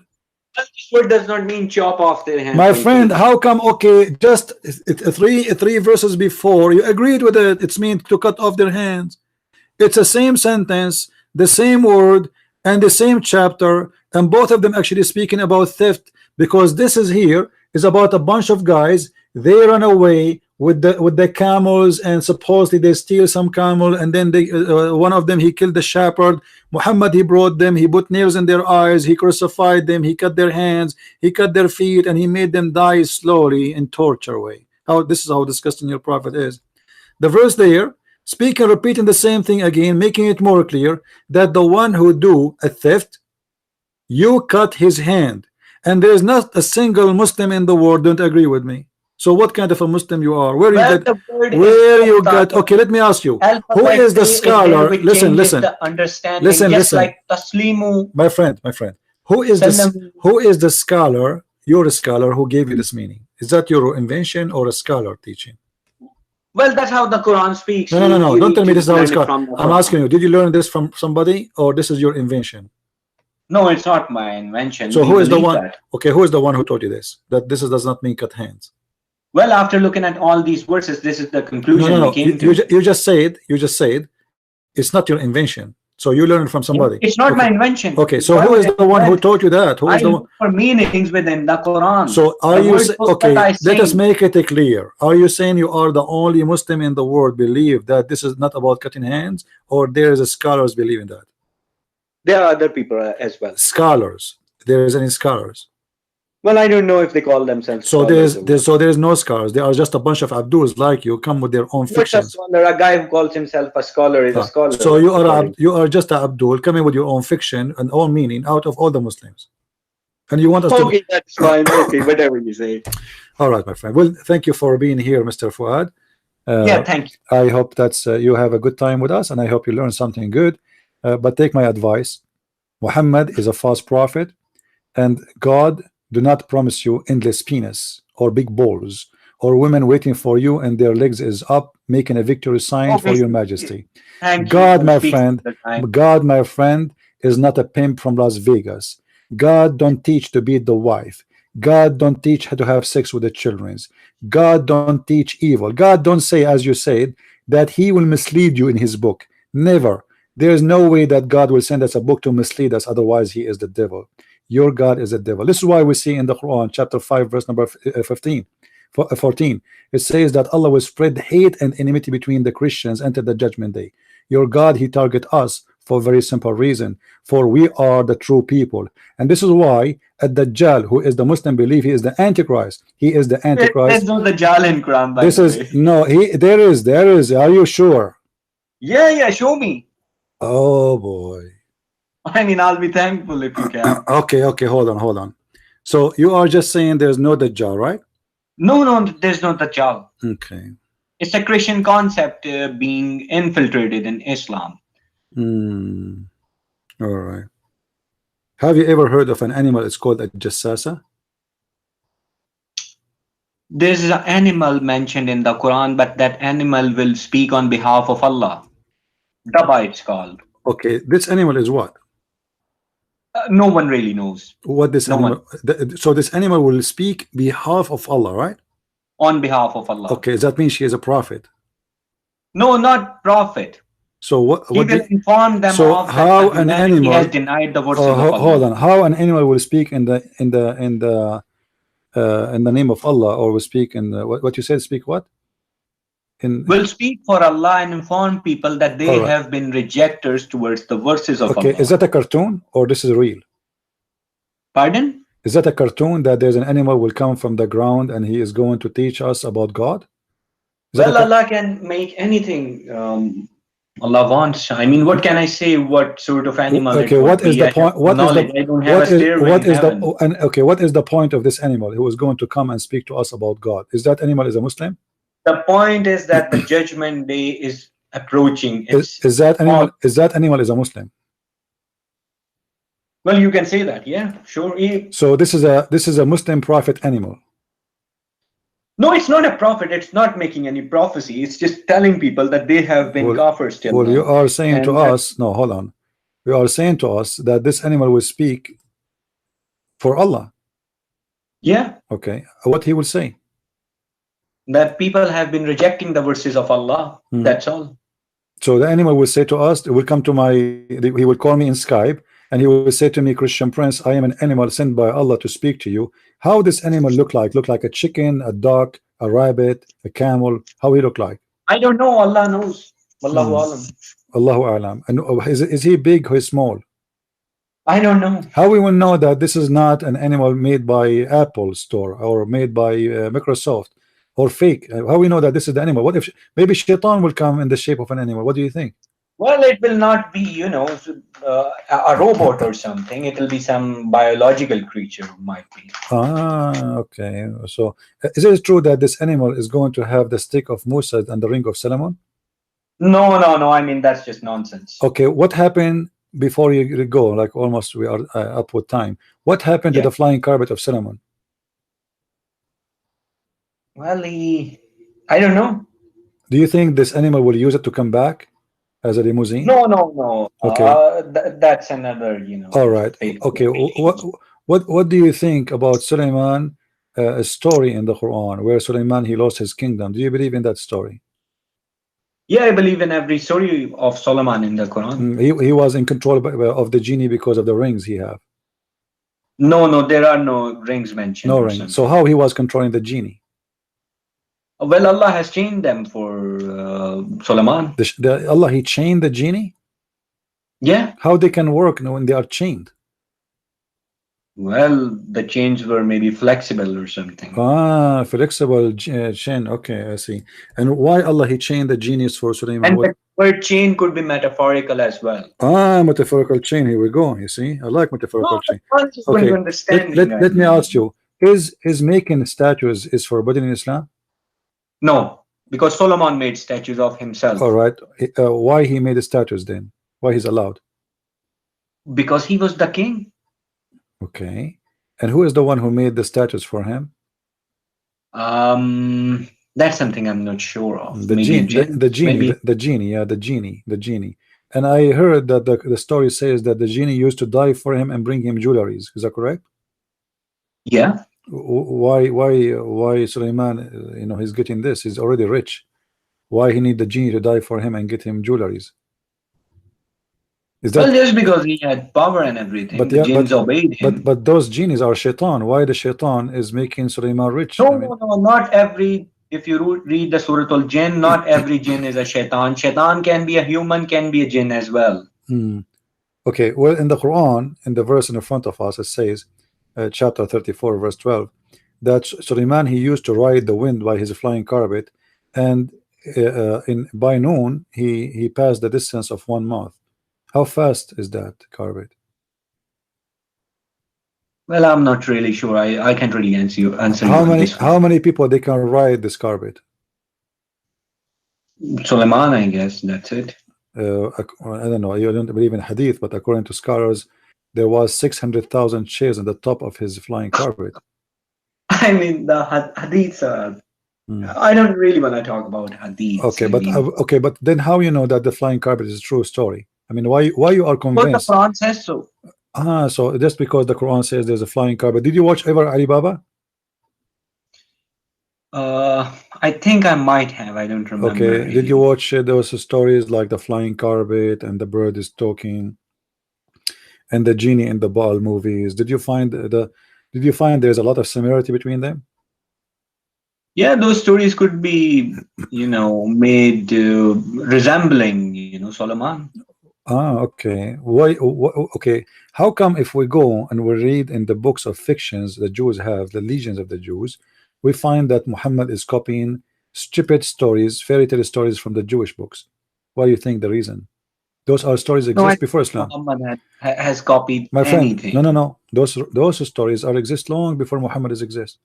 So there's no way that they are copying from Muhammad, and those are fiction, stupid stories. The Jews, they tell them to their kids. Well, what if they're not fiction and stories? They could be true. What proof do you have that they're not true? Of course, the Jews believe in them. Oh, okay. All right. Have you ever met a genie, Mr. Fuad? No, not yet. Have you? Have you ever heard of Muslims having sex with genie? No, I've never heard all that stuff. Well, the Quran says genies have sex with the children of mankind. Why you are laughing? Are you showing disrespect to the Quran? No, the Quran does not say that. Really?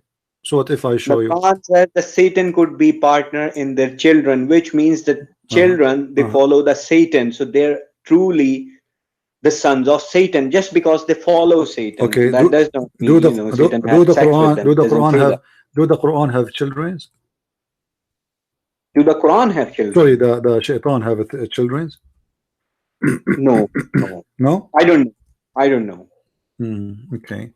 Well, if we go to the Quran, we will find that shaitan, he have children too. And if we go, let us see here. Well, that's sort of metaphorical. Okay. So anything we say, children of Satan. If someone is evil, he's a child of Satan. Yeah, a child of Satan. It's a metaphorical. Yeah, all right. Well, it was very nice talking to you, my friend.